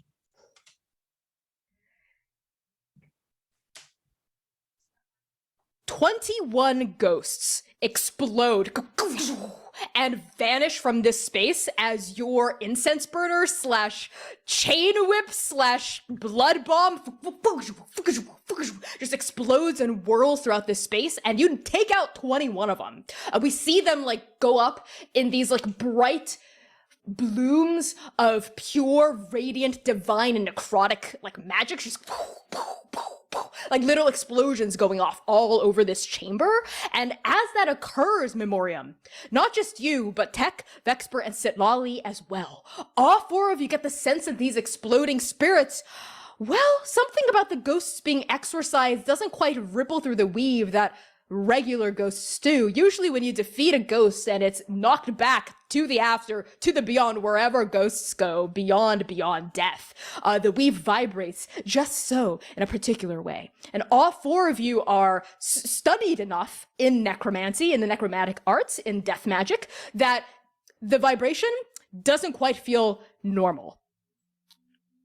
It feels almost somehow both weaker and interlinked. Like you've just like set fire to one side of a root system, and the rest of the root system is sort of like rippling in response to it. And the link you see as these like bright explosions of light die down, off funnel downward in these bright threads of light toward the tomb, flashing for just a moment through the smoke, almost like Nebuza's threads or bonds, like tying them toward whatever entity or whatever origin is in the tomb itself. And I think there's like a realization that flashes through all of you that these ghosts, aside from the ancestors of Memoriam that have joined the area, are not actually people. They didn't used to be immortals. These ghosts, aside from the ones from Tech, are regret and sadness, bitterness and remorse given form, fang, claw, horn, and they all stem from that same powerful source at the center of this dais. I think there is also a trickle of knowledge panning through all of your consciousnesses now that there are dozens and dozens of ghosts, quote-unquote ghosts in here, emotion ghosts, let's say. So the source to have generated all of these must have been like extremely strong. Like it must have been either like a group of highly skilled, talented mages, or like it's almost like mind-boggling to imagine that a single caster could have generated all of these regrets. That's what you get, Memoriam, and all of you. You're gonna take some damage. So what are you at, just out of curiosity? I'm at a cool 17. Okay. Cool, because I rolled an alone. So ghosts, Okay. I think, tear through you. They like rampage forward and like just move through you like they're holograms, devastating your soul as they pass, as you take 11 points of necrotic damage as sort of like collateral as you're fighting. Oh, good. I take half of that, luckily. Yes, 5. Round down to 5. Beautiful. All right, so Memoriam is at the end of your turn. Is there anything else you do? That's gonna be it. She sees ghosts, she starts hitting them. Strategy comes later. Hell yeah. Okay, now we move over to Tech. So Tech is a little frightened of everything that's happening, but there's a lot there's so much happening, and he just watched Memoriam get like run through with ghosts, and he knows he can heal. It hurts a lot. It normally makes a lot, but the ghosts are already here. So he's going to go ahead and cast Healing Word at 3rd level to heal Memoriam for 14 points. Nice. What do you say? How does this look? How are you helping Memoriam? I think because Tech ran in front of Memoriam, so I imagine Memoriam had to sort of step in front of Tech to cut down these ghosts. So he will like step next to them and sort of, or step next to her and just sort of, are you okay? It's a lot of emotion in 3 words, but it's what he can get out right now. No, but we'll get out of here. I'll make sure of it. Okay. And Alright. that's Tech's turn. You can do something else if you want to too, because this is a one shot, and because I am the way I am. You can like tell me like what else you're trying to accomplish here in this chamber, in front of this tomb, in front of these concentric circles of water filled with whirling ghosts, including the ghosts that have tormented you since you were like a child. So Tech's not so worried about the dais and the concentric circles. He's really concerned about the ancestral ghosts. So he is sort of like after he has healed Memoriam, he is going to look up and they are going to attempt to like discern. He knows that the ghosts are saying forgive me, but he's trying to discern like the root and sort of feeling out whether or not he can connect back with them and like sort of almost acknowledge each of them individually in a way, because that feels important. Okay, as you step forward and like open up your soul, crack open your mind, offer up your vessel, right, to try to draw your own ghosts back, to connect with them in a way that feels like equitable, as opposed to just all over the place. Make me a persuasion check. Oh boy. Oh wait, no, I'm a bard. I'm good at that. Yeah. I play a lot of wizards. 27. Okay. It works perfectly. We see a copse of like several dozen ghosts peel themselves away from this larger school of menacing, whirling, violent, screaming spirits and fly down toward you. What are you saying to try to get them back to you?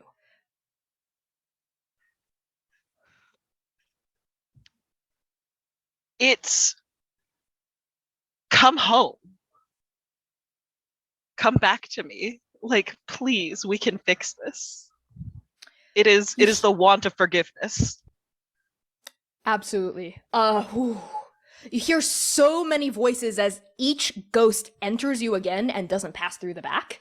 Like they rest back into your soul, into your magic, into the weave that surrounds you. And with every single one of Memoriam's ancestors, you hear a, I'm sorry. Forgive me. I'm so sorry. Please take my apology. I'm sorry. Forgive us, forgive us, forgive us. And they just all flit and fly into you, and there's a moment where I think you reel a little bit as the final ghost enters you, and it's the ghost of Mnemosyne, that first ancestor who started it all. And for just a flash, you see her, and Tech, she is a spitting image of Memoriam. And I think there is something that she's clutching in her hand before she flits into you, and it's golden. And it's glowing golden, and she opens up her palm, and you see a coin that is the exact same make and design as the coin tattooed onto Memoriam's tongue. And she says, I put you in this, and I am so sorry. It failed, and you were lost, and so was I. And she goes back into you. Nobody else sees any of that? Like, this is just to me? This is just happening to me? Everyone sees it. Okay. Everyone sees it and hears it. Okay.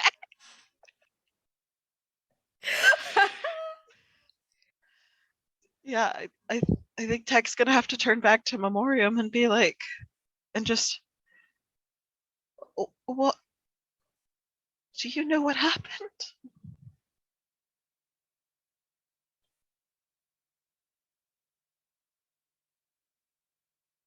Couldn't let go. That's what happened. Everyone has regrets.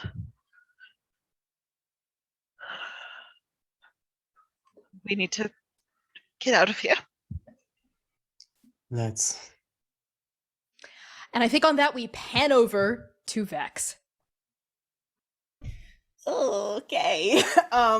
So just a clarifying question about like what we saw when Miriam attacked the empath ghosts, as it was said in chat. We saw it going into the tomb, right? Like the little lights. Yeah, the empath ghosts, because they're not ghosts of people who lived, they are spirits generated by emotion, and the emotion comes from the tomb. Yeah. So my question is, when they go back into the tomb, does it seem like it's going in there to power something up?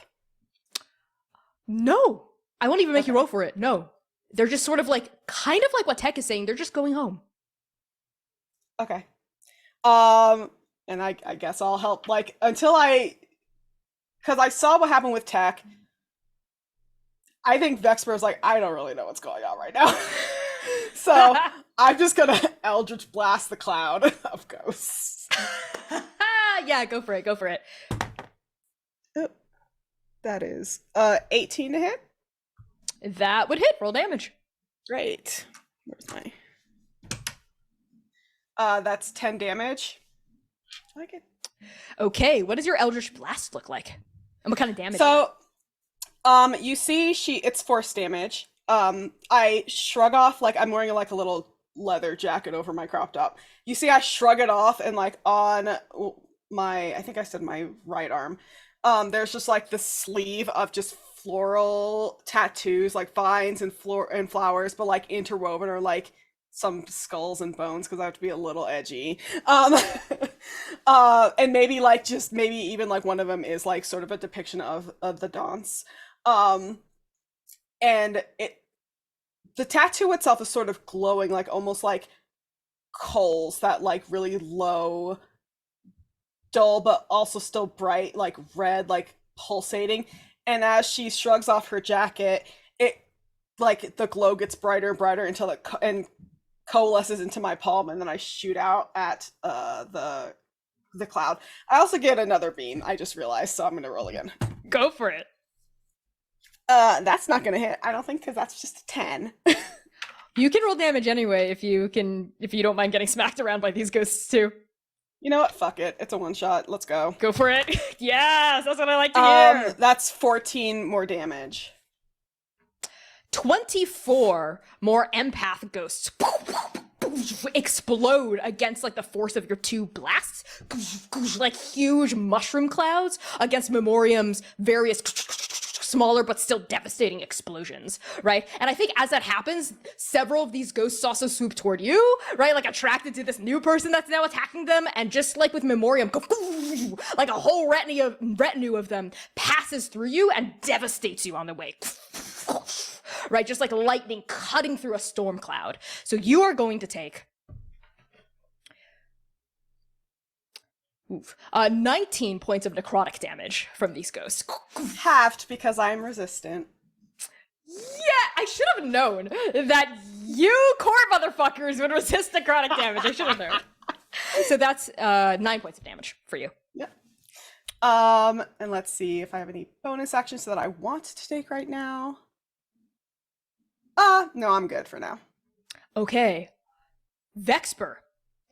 As you like feel the ghosts pass through you, there's kind of like a twinge of pain as that happens, but you're able to shrug it off because you're used to this kind of pain. You're used to the kind of like necrotizing, life-sapping energy that you grew up training against. You hear a voice echoing in the back of your head like an invitation coming from a dark alleyway. And your patron, the Danse Macabre, says, "Well, Vex, this is boring. What? fighting ghosts, being the good guy. Haven't you learned from me, darling, that life is all about fun? Why are you even here? You don't think fighting is fun? I don't care about hurting other things or helping other things. All I care about is the dance. So what would you prefer I do?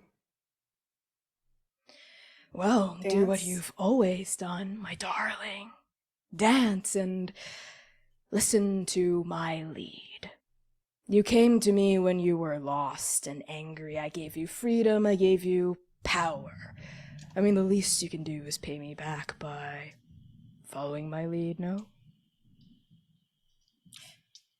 You make a good point, though I thought I was going to pay you back in death. In death, in life. It's all a wonderful party, and you're invited, and sometimes the host changes the rules here and there, whatever will bring the most fun to the party as a whole. And I'm not having fun here. And because I'm not having fun, I don't think you should be having fun either, necessarily. Right. I mean, what do you And I'm even the- owe these people? This memoriam, this tech, and their ancient squabble, yawn. This I thought it was- Sitlali and your I thought quibble. that drum was pretty juicy. Oh, it was trite. The only thing I really care about is good food, good drink, good company, good sex. That's all that really matters in this world, and your little quibble with Sitlali. You try to play it off, but why does it bother you? Inside, I can feel it. Like a little thorn in the side of your heart, like their surname. Because she reminds me too much of Phaedra. And I don't like an ass kisser. Phaedra. You try so hard to pretend you don't care, but you really do, don't you? Oh, and caring is so boring. It's so much more fun to just have fun, don't you think? Care about your own pleasure. That's the only thing you should care about. Well, if you don't want me to care, why don't you just take it away from me? And leave you destitute. Oh, No, Vexper. that's not what I meant. If you don't want me to care about other people, just take that feeling away from me. And then I'll only care about myself. A correct response, Vexper. Well, then take my hand. That's all you'll ever need. And I think you feel like a ghostly presence of skeletal fingers in front of you. And you're not Yeah. sure if it's one of the ghosts swirling around here or if it is, in fact, your patron stepping into the now briefly to offer a new dimension to your pact. Fuck it, I take the hand. That sounds... I'm so curious. I take it. What's up? What's up? Hey, boo.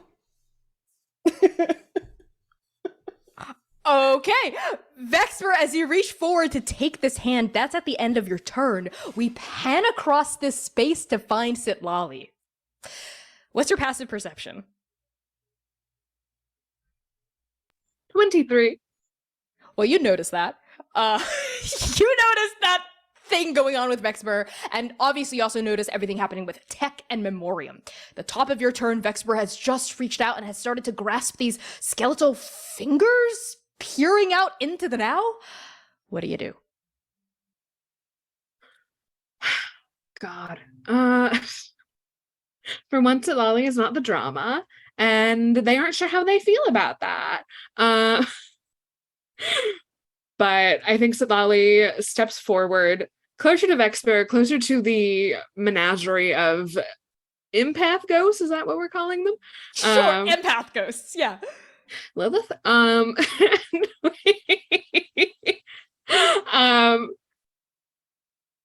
Sitlali looking at, like, including this ghostly hand that is reaching out for Vexper, Sitlali takes their holy symbol, holds it in both hands, and says, I have trained my entire life for a moment like this. and uses their channel divinity, Turn Undead, which does also destroy any undead that are CR 1/2 lower. But but any of the undead within 30 feet of me need to make a whiz save. And if they fail, they are turned, which means they can only use their actions to get away from me. And they can't take reactions. Okay. So what is your whiz save DC? 16. All right. What does it look like as you channel your divinity? It is... You can tell that this is a very practice motion that Sitlali has done in theory, but has never actually done it in real life. The way, like, they're very self-conscious almost about the way that she grips the skull and like presents it. Like, is it correct? Is it looking the right way? Is it? And it's a very self-conscious, and it's like an astral hand out to the Raven Queen almost. And then just like Leaf taught her, deep breath in, deep breath out. Begone, sacrilege. Begone, sacrilege!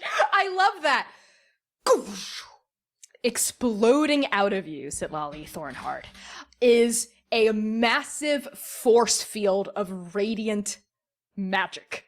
It's like pure, holy Raven Queen death magic that could eviscerates, nay, demolishes, nay, turns to dust all of the swirling empath ghosts that it balloons outward and touches, like sunbeams disintegrating against a bubble. And we just see so many of these ghosts, like 12, 20, 30 of them just like turn into nothing. They turn into dust, they explode, and they all just shoot back to the tomb as well. A couple of the ghosts stay, the ones who are not CR 1/2 and below. A couple of them do stay and continue to swirl around, but they do seem like significantly weakened, and as they try to swoop towards you like birds of prey, they actually like duck away, kind of at the last minute, and like swim through the air away from you, right, as they are turned, right? There's like a reeling of these spirits in the space as they like stagger backward from you. And Vexper, as you hold and touch your patron's hand, you hear him go, oh, darling, now that is why I don't like dipping my finger into the now if I can help it. It seems like we have an intruding guest upon our party. Before I give you my greatest gift so far, Vexper, I need you to take care of that for me. Oh, fuck. What, Sitlali? Yes, the cleric that is beaming out 1,000 of Galtinger's rays from their soul, and it is oh so dull. Remove the pest for me, Vexper, and I'll give you the emptiness you seek. Okay. Vexper, do you like turn? Like, what does it look like as I you like- accept that?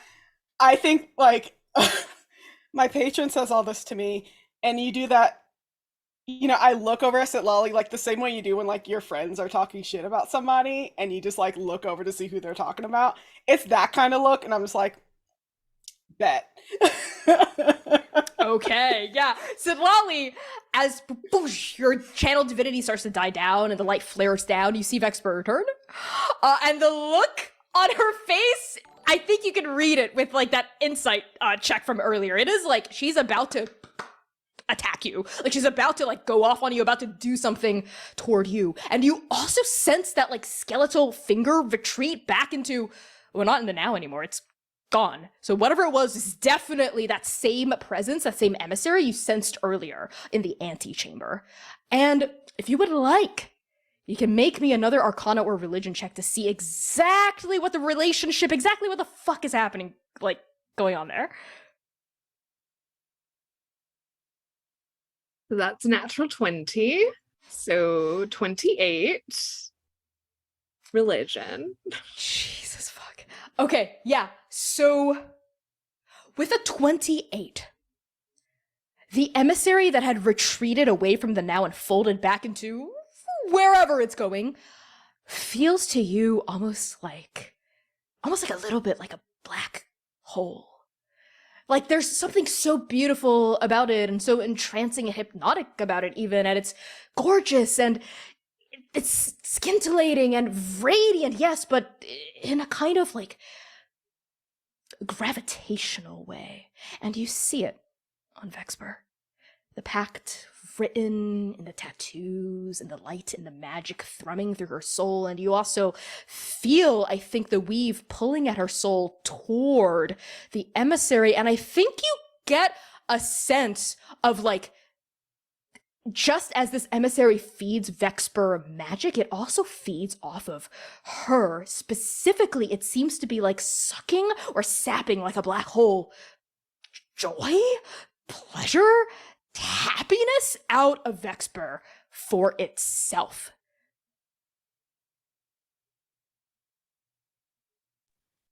And does it remind me of the thing that visits me occasionally, or does it seem like it belongs to a different one of the 8? With a natural 20, you know that the presence feels decidedly necrotic and deathy, as Miss would say. So this emissary does also belong to the Raven Queen, but its manifestation feels distinctly very like selfish, very hedonistic, very pleasure-driven. It's a fae. And it only really seems to care about itself. Right? Vexper to it feels convenient. And I think with this insight, religion, arcana, etc., you can also get the sense that Vexper is not ignorant to this. And there is a level of Vexper, of course, that understands this as well, but they're still agreeing to the pact. I think Lolly pauses for a beat, meets Vexper's gaze, and goes, "Honey, that thing will eat you alive, and it is not worth it as low as you are." And then turns her attention back to the tomb on the dais. I think steps up to it and goes to try to open it. Okay. I'm over here like, should I take psychic damage for that? Vexper actually, as Silali starts brushing past you when they say that, how is that hitting you? Does it ring true? Are you trying to brush it off? I think the part about me being low, I brush that off completely. But there is a part of me that knows that this thing is just feeding off of me for its own pleasure. And I've known that more or less since I took the pact. But it's one of those things where, like, you know it, but you don't acknowledge it until somebody else says it to you. And it's very conflicting because on one hand, like, I've been enjoying it for what it is, but there's also the acknowledgement that I'm just another puppet in somebody else's play. How different really is it from your mother, your parent, and your sister? It's not very different at all. Just a different page in the same book. Yeah. I think that is rising up in a way that you can't turn away from. Because you've never had anyone say it to your face before, like you said. But here's Sitlali saying that shit to your face. And as Sitlali pushes past you, Sitlali, you step past 8 concentric rings to get to the dais. And each one in the space between the shallow rivers seems to be embroidered with a different motif of one of the 8 gods. And the central ring has a bunch of ravens flying around it. And the one directly around it, its neighboring ring, has a fox chasing a rabbit, chasing a fox, chasing a rabbit. And I think for some reason your foot like stalls, it pulls on it. Something about it feels important, weave stuck almost, and you glance down and see it, but then you tear your gaze away back onto the tomb. You step up onto the dais. And do you try to open the tomb? Okay. As you place your hands upon the black marble of the tomb, you feel a presence, unlike any presence you've ever felt before. It is powerful, but desiccated, like the corpse of a titan, like the ghost of a hero. And the ghost of a hero rises up out of the tomb without you having to move the lid. You see a spectral figure just sit up, like they've just been roused from slumber, and like a single fluid motion, it just sits up. And you, Antec, and Memoriam, and Vexper see a faded memory of a soul, not a ghost, but really, what is the difference anyway? And this faded echo is a Kenku person. Their feathers are as black as mulled wine, translucent, and their eyes are bright and shining on either side of their face, even through the haze of death. They wear this plain leather armor that seems cut from another era entirely, an ancient era, a forgotten age of champions and monsters and queens and gambits. Their beak is short, curved, almost amused. It shines blackly like an assassin's blade. And upon their back, as they rise, impossibly large, but somehow not hunching them over, is a scythe. And the scythe has a handle of burnished black wood and iron, and a blade of gleaming steel the color of starlight. And the shattered memory of Pascal, the mirror of light, paragon of the Raven Queen, rises. And as it does, every single remaining ghost in this space is sucked back toward them and vanishes, right? Like all of that tension coming from the ghosts is gone. And I think the only tension that really remains still sparks between Tech and Memoriam and within Vexper, right? As your charge from your patron still compels you to go after Sitlali, especially now that their back is turned. But then Pascal, or rather the ghost of Pascal, or rather the faded echo of a memory of a footprint of Pascal, turns, looks at you, Sitlali, blinks with those big, bright, black, shining eyes and says, "Good morning."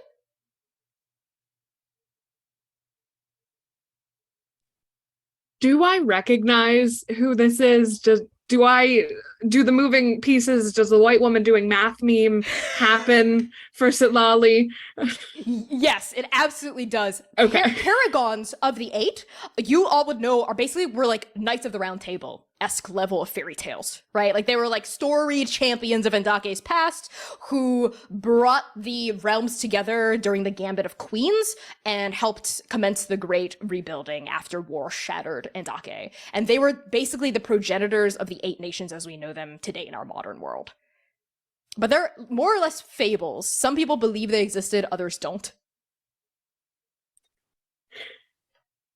So Sitlali is taking this in, still like hands still pressed, I think, against the tomb, and just goes, Good morning. What honorific do you use for paragons? I should know this. I've studied this. Paragon. Yes. Hello.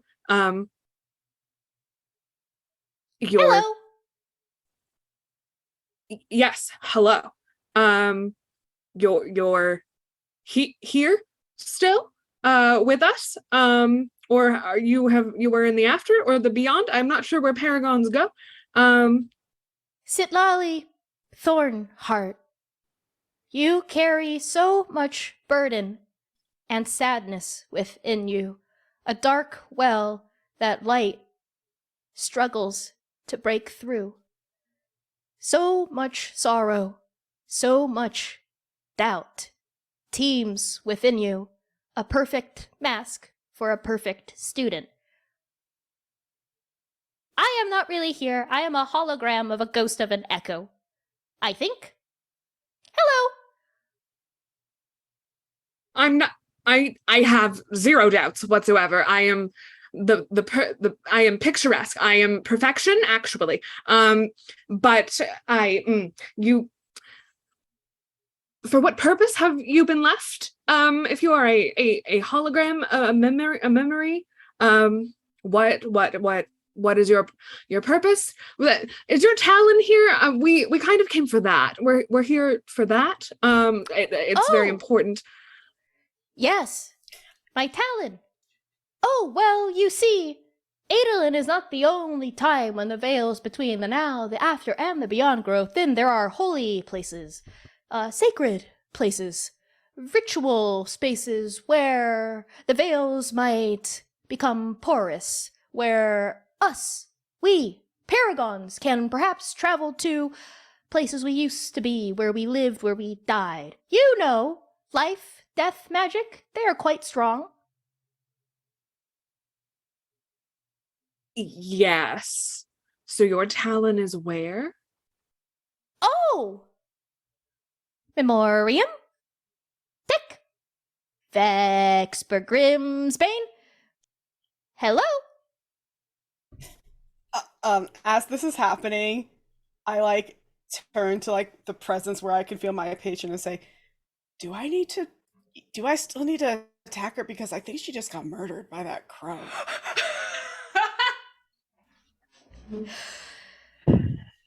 Very amusing, Vexper, but hologram of an echo of a ghost of a paragon aside, I have assigned you a charge, an order.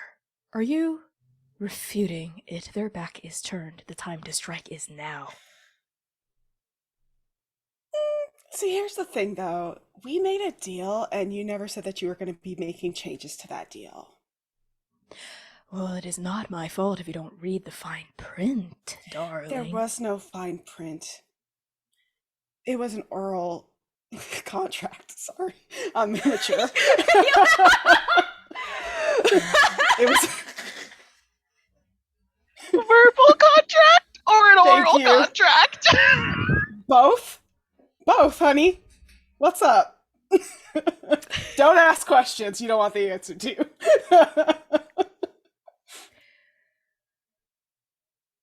Darling, darling, darling, darling. I am not a devil. Sweetie. I am not in the details.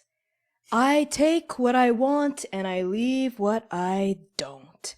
And you and I both know, plain as day, stark as night, that without me, well, you're nothing.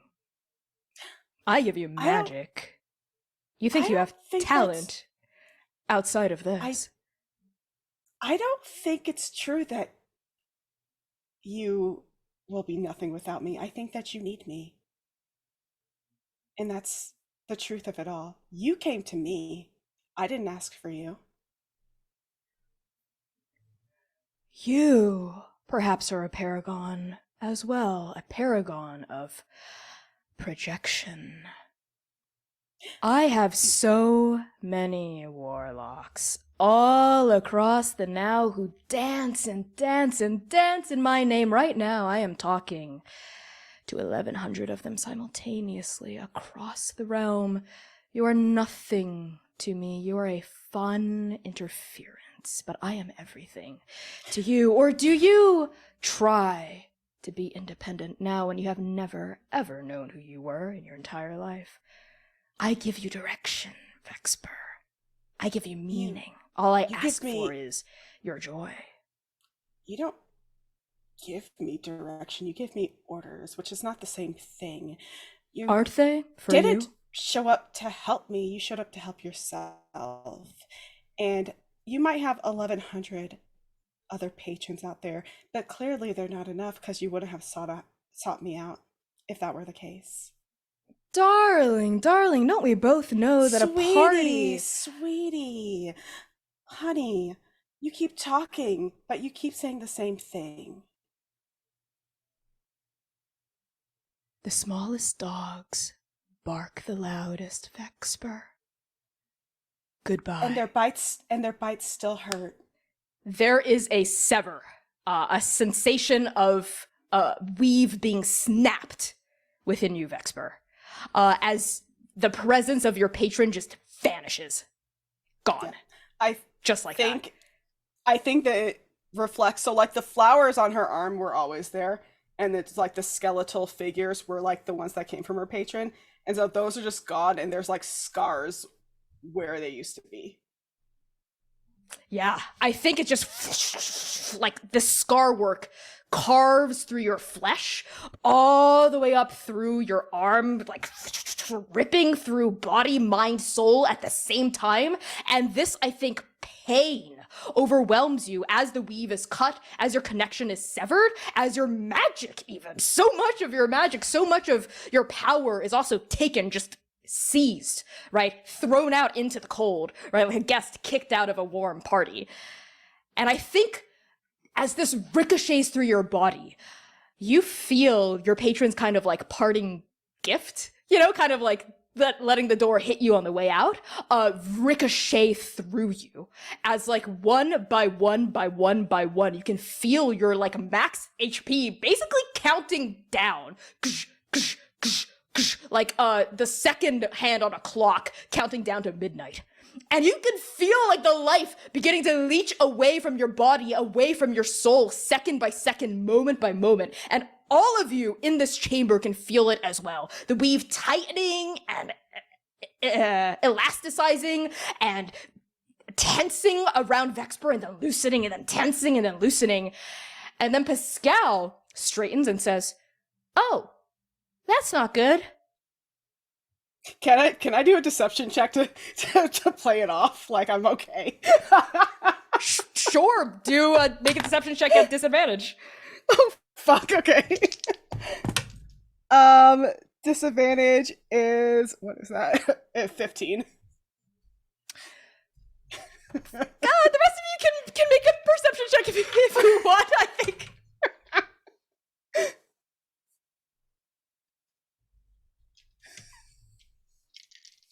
That was a natural 20. I think I know exactly what's going on. Yes, Memoriam, every bit you clocked. That was also a natural 20.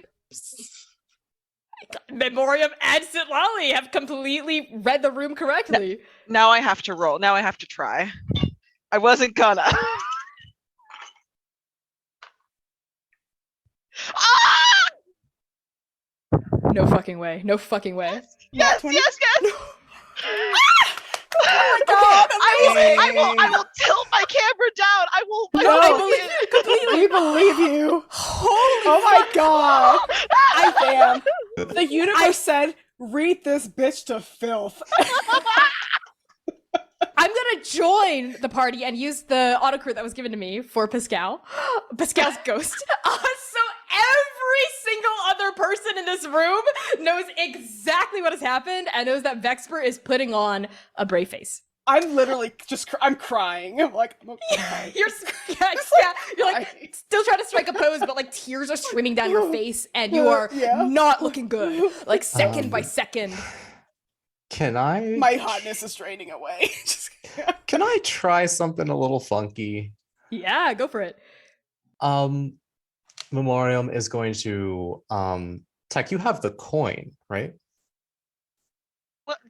Do I have the coin, or was it like a ghost projection? I wasn't sure about that. You know what? I think, Tech, as you're looking at Vexper, as you're looking at Sitlali, as Memoriam's right by you, you feel something hard and cold and solid in your hand. Then yes, I do have the coin. She bends down, takes it from your hand, and says, "Make sure you write about this when you write your book." And she flips the coin, it lands on her tongue, and she teleports over to Vexper using Blessing of the Raven Queen. And if I can, she's going to turn to Sitlali. "Hey, Bone Priest. don't let this go to waste. Use whatever energy I can give you, okay? And she is going to activate her celestial revelation, do radiant consumption. And what I'd like to do with this, as she erupts like a dying star with this radiant light, is to allow Sitlali to use whatever energy from that to fix what's happening to Vexper. I think I will allow this. So Sitlali, how do you channel Memoriam's life force to fix Vexper? You know, Sitlali's like hesitates for a second, trying to figure out how to get a last word in there, but doesn't. Too busy doing math. And I think if I can do something a little funky, Connie, and cast outside of what level I am, we'll go for like a greater restoration. We're gonna try one of those, like a cheeky one of those, to fix, to like put Vexper's soul back together and like stop it from hemorrhaging life force. Absolutely, you do it. Empowered by the radiant divine energy exploding out of Memoriam, I think you're able to patch Vexper thread by thread, weave by weave back together and hold it, basically stem the hemorrhaging of their soul, right? So it doesn't bleed into nothingness out into the ethereal plane and then into the after beyond. And what does it look like as you're like going over Vexper and helping her? I think it's very like clinical. It's very sterile. It's very court taught like theory, just like nope, that's current Sitlali. That's how Paladin of the Weave Sitlali casts. No, how does this one cast? Fuck her.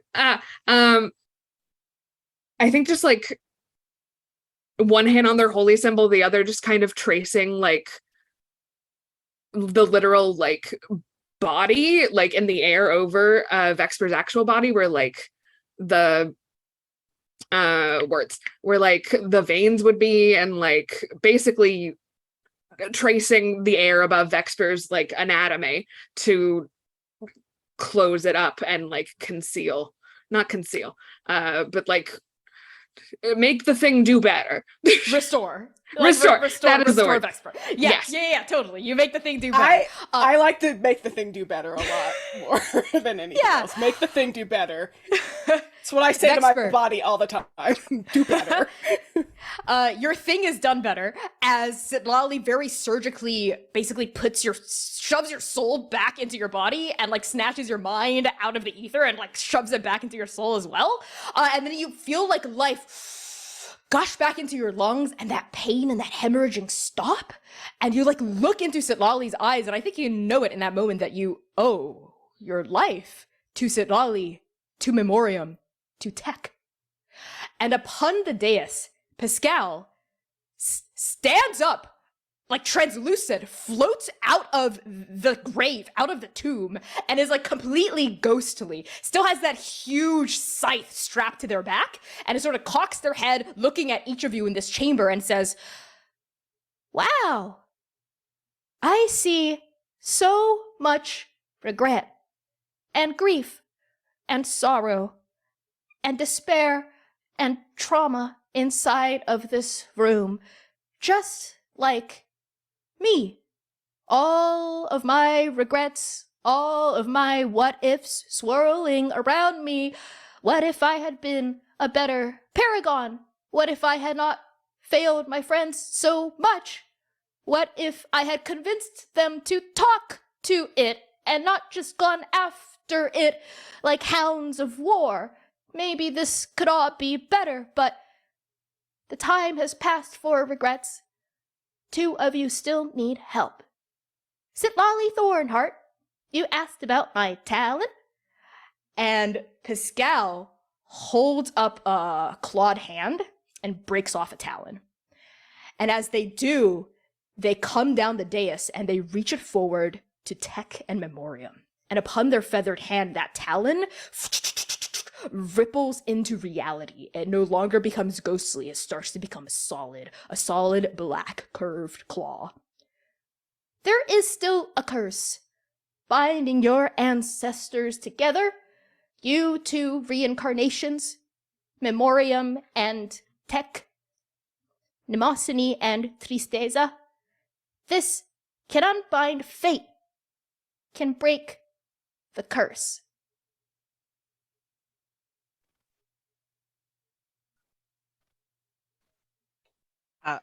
Tech will take the talon very carefully, very reverently, and I imagine Memoriam is on the floor now after that. Yeah, well, actually, it did a lot. She is like smoking, but she has relentless endurance. So she is standing and just energy drained, but is still standing just before you. Tech will walk over with the talon in his hands and take Memoriam's hands and sort of like grasp them both together. I don't know exactly, and I don't think I ever will, but I forgive you. Because seeing you hurt almost killed me.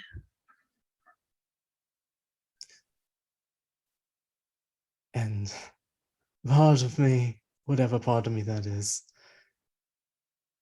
still loves you. But it's time to let go. It's time to let go.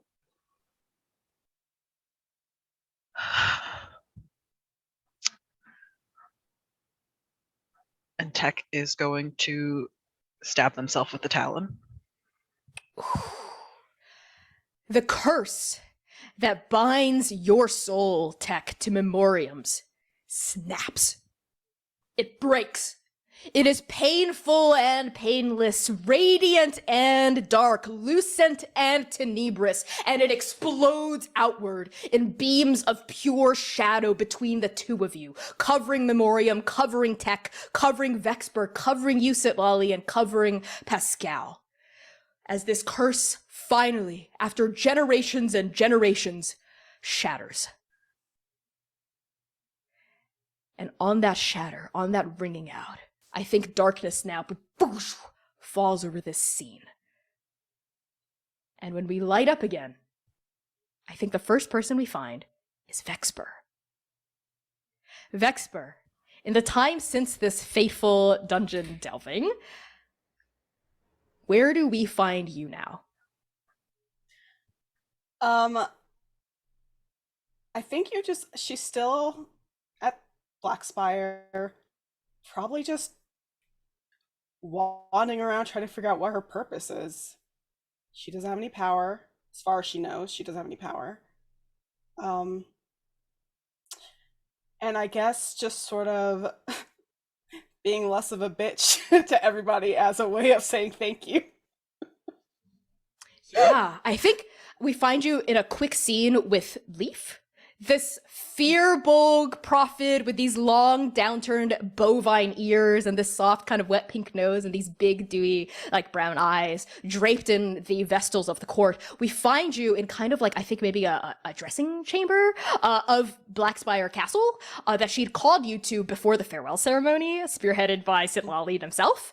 And she's sort of like looking at herself in the mirror and then turns when you enter and says, "Oh, Vexper, come on in. I'd heard about everything that happened down in the catacombs. Why don't you tell me about everything?" And I think there's like a montage when you sit down and the two of you talk, right? For like a little minute, like going back and forth.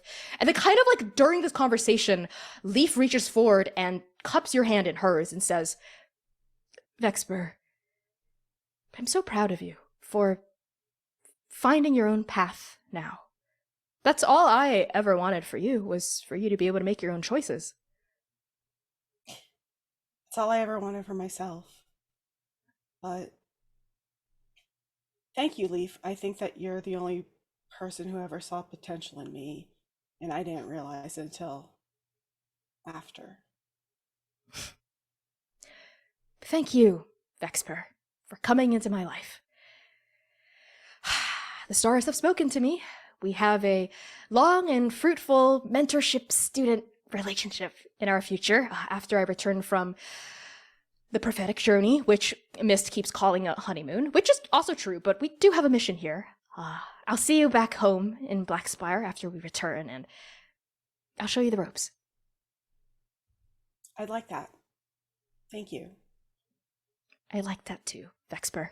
I can't wait to see the brilliant young woman you turn into. I hope you have a safe journey. Thank you. All right, time for the ceremony. And she stands, and then I think we now cut to Tech. Let's do Tech first. After the events of all of that shit, where do we find you? Tech has gone back home. Tech has headed home. I guess Tech would have stayed for the ceremony, and I guess we'll jump back to the ceremony. But after that, like immediately after, no goodbyes. Tech is going to head home and sort of try and talk to their family. And for once, he can get everybody to just sort of sit down and listen to his story. And in the moment that he's like telling it, it feels like enough. And he doesn't know where he's going, and they don't know what they're going to do next. But right now, this is enough. I love that. And now let's cut over to Memoriam. I think in where Vespa has a moment with Leaf, Memoriam has a moment with Mist Stiltwalker. And before the ceremony, and she says, Mist, I need to tell you something before you go. Yeah, is it about my hair? Leaf keeps getting on me about my hair. She thinks it's a little too long. What do you think of? Do you think I should shape the sides? I think that's a good look. Honestly, you could look any sort of way and it would look good for you. But, oh, thanks.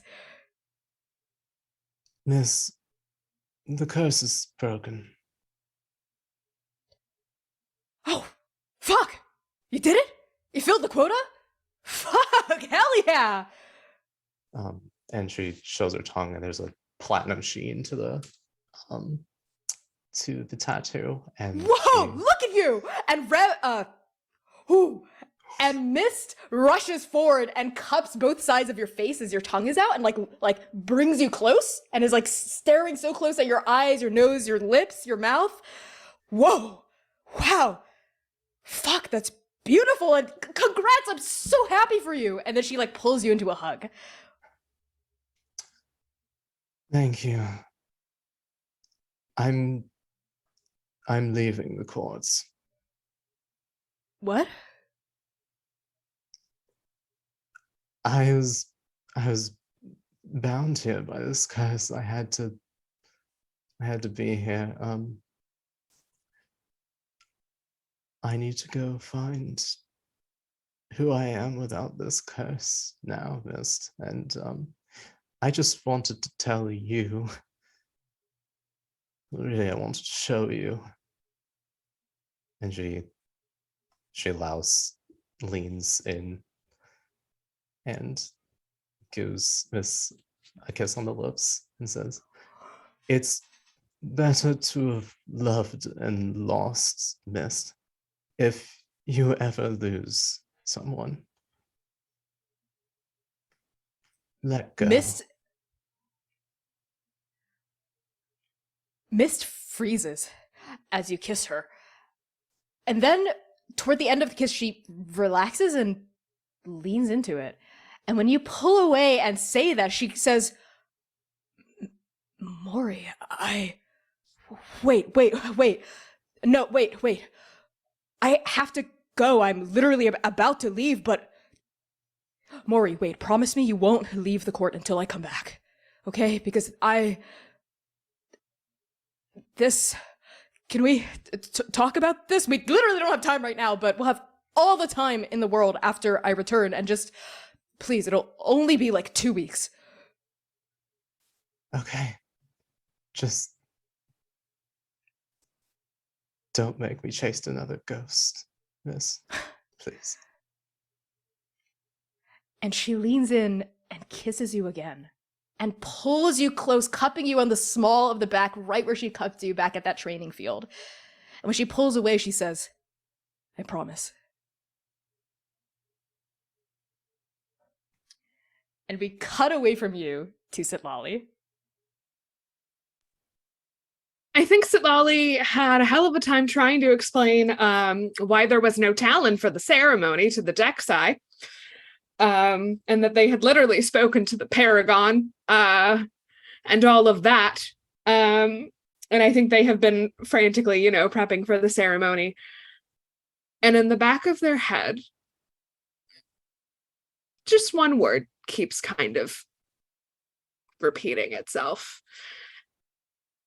Run. Leave. Run. Run. Run. And they keep shoving it down and down and down. And I think that at some point when they are throwing themselves into her work, that dark sort of presence that has always kind of followed her around since she got involved with the Raven Queen kind of settles. She can feel it settle, kind of like on the shoulder, almost like a pet, almost like a friend. And that word just won't leave their head as they prep for the ceremony.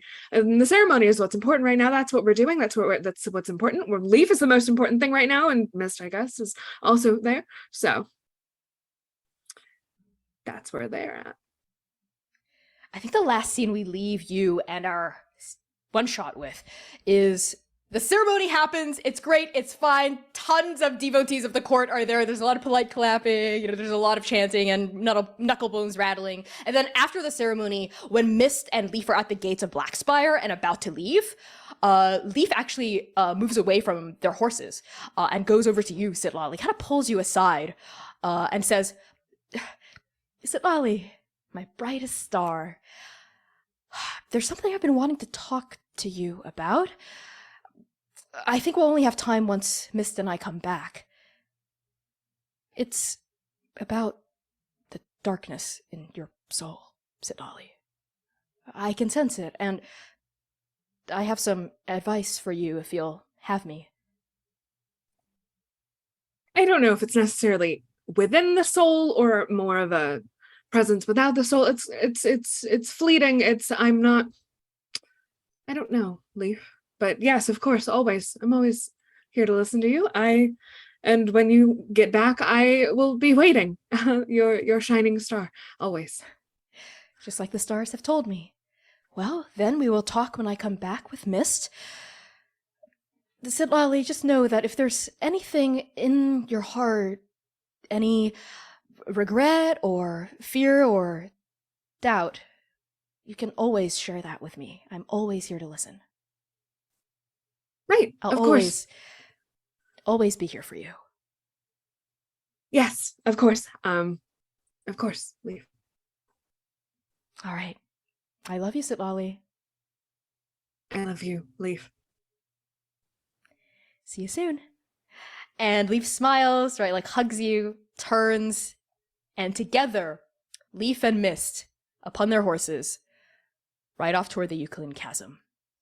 And the four of you, Memoriam, Tech, Vexper, and Sitlali, stand at the gates of Blackspire, and you watch them leave.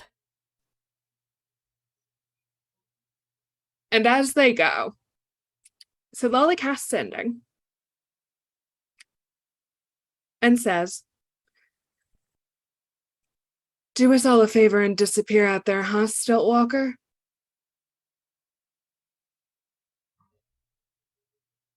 And on that, we fade to black. Damn. And That's been the end of Stars Over Blackspire. Thank you everyone so much for tuning in and watching. I've been your GM and creative producer, Connie. My pronouns are they, he, and she. Find me all across the internet at by Connie Chong, BYCONNIECHANG. I'm going to pass things along to the incomparable Quinn. Hi, I'm Quinn, and my pronouns are they, them. I have been Sitlali Thornheart at their worst, possibly, no doubt in their heart whatsoever, who uses they, she pronouns. You can find me on Twitter at Quintastic _. That's 3 N's and an underscore. I make games. I do a lot of I don't know. I do so many things I can't even keep track anymore. So follow me on Twitter and learn about that there. And I will pass things to Rena. Hi, I'm Rena. I use any pronouns. I'm at Liquid Rena on stuff. I've been playing tech. This is the first time I've played a bard who hasn't died. Thank you very much. I appreciate it. I sure did try at the end, but Connie didn't let me. And you can find me everywhere on the internet as at Liquid Rena. I also do a whole bunch of things, and I have a little dog, and my little dog has a GoFundMe, so you could find that on my Twitter. Thank you, and I love you very much, and I'm passing it to Fair. Hi, I'm Fair. I've been Vesper Grimsbane. Former warlock, who knows what she'll be next. You can follow me on Twitter at Fairbear to know what I'm doing when I'm doing it. I do too much, so just follow me there, to be honest. And, Pass it over to Gwen. Sorry. Yeah. I know how this works. I know how this works. Hey, I'm Gwen. I use she, her pronouns. I have been in memoriam of the lost, who also use she, her pronouns. Your Order of the Ghost Slayer, Blood Hunter, who made a mess, and well, you can feel feelings about what I did.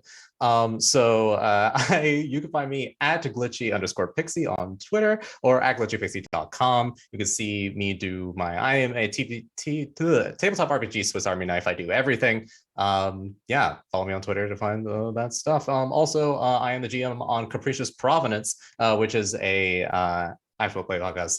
That was a home game that we have cleaned up that just came out, released. Check it out. Anyway, thank you. Bye. Yes, follow all these incredible people all across social media. Give them money, give them love and clout and all of that. We're going to be raiding Super Dylan right now. Use the raid message in chat. See you this Saturday for the debut of the Chasm group with the Second Stranger at 8 p.m. US Eastern Time. And this coming Tuesday for the grand finale of Shoot Your One Shot and Spijo.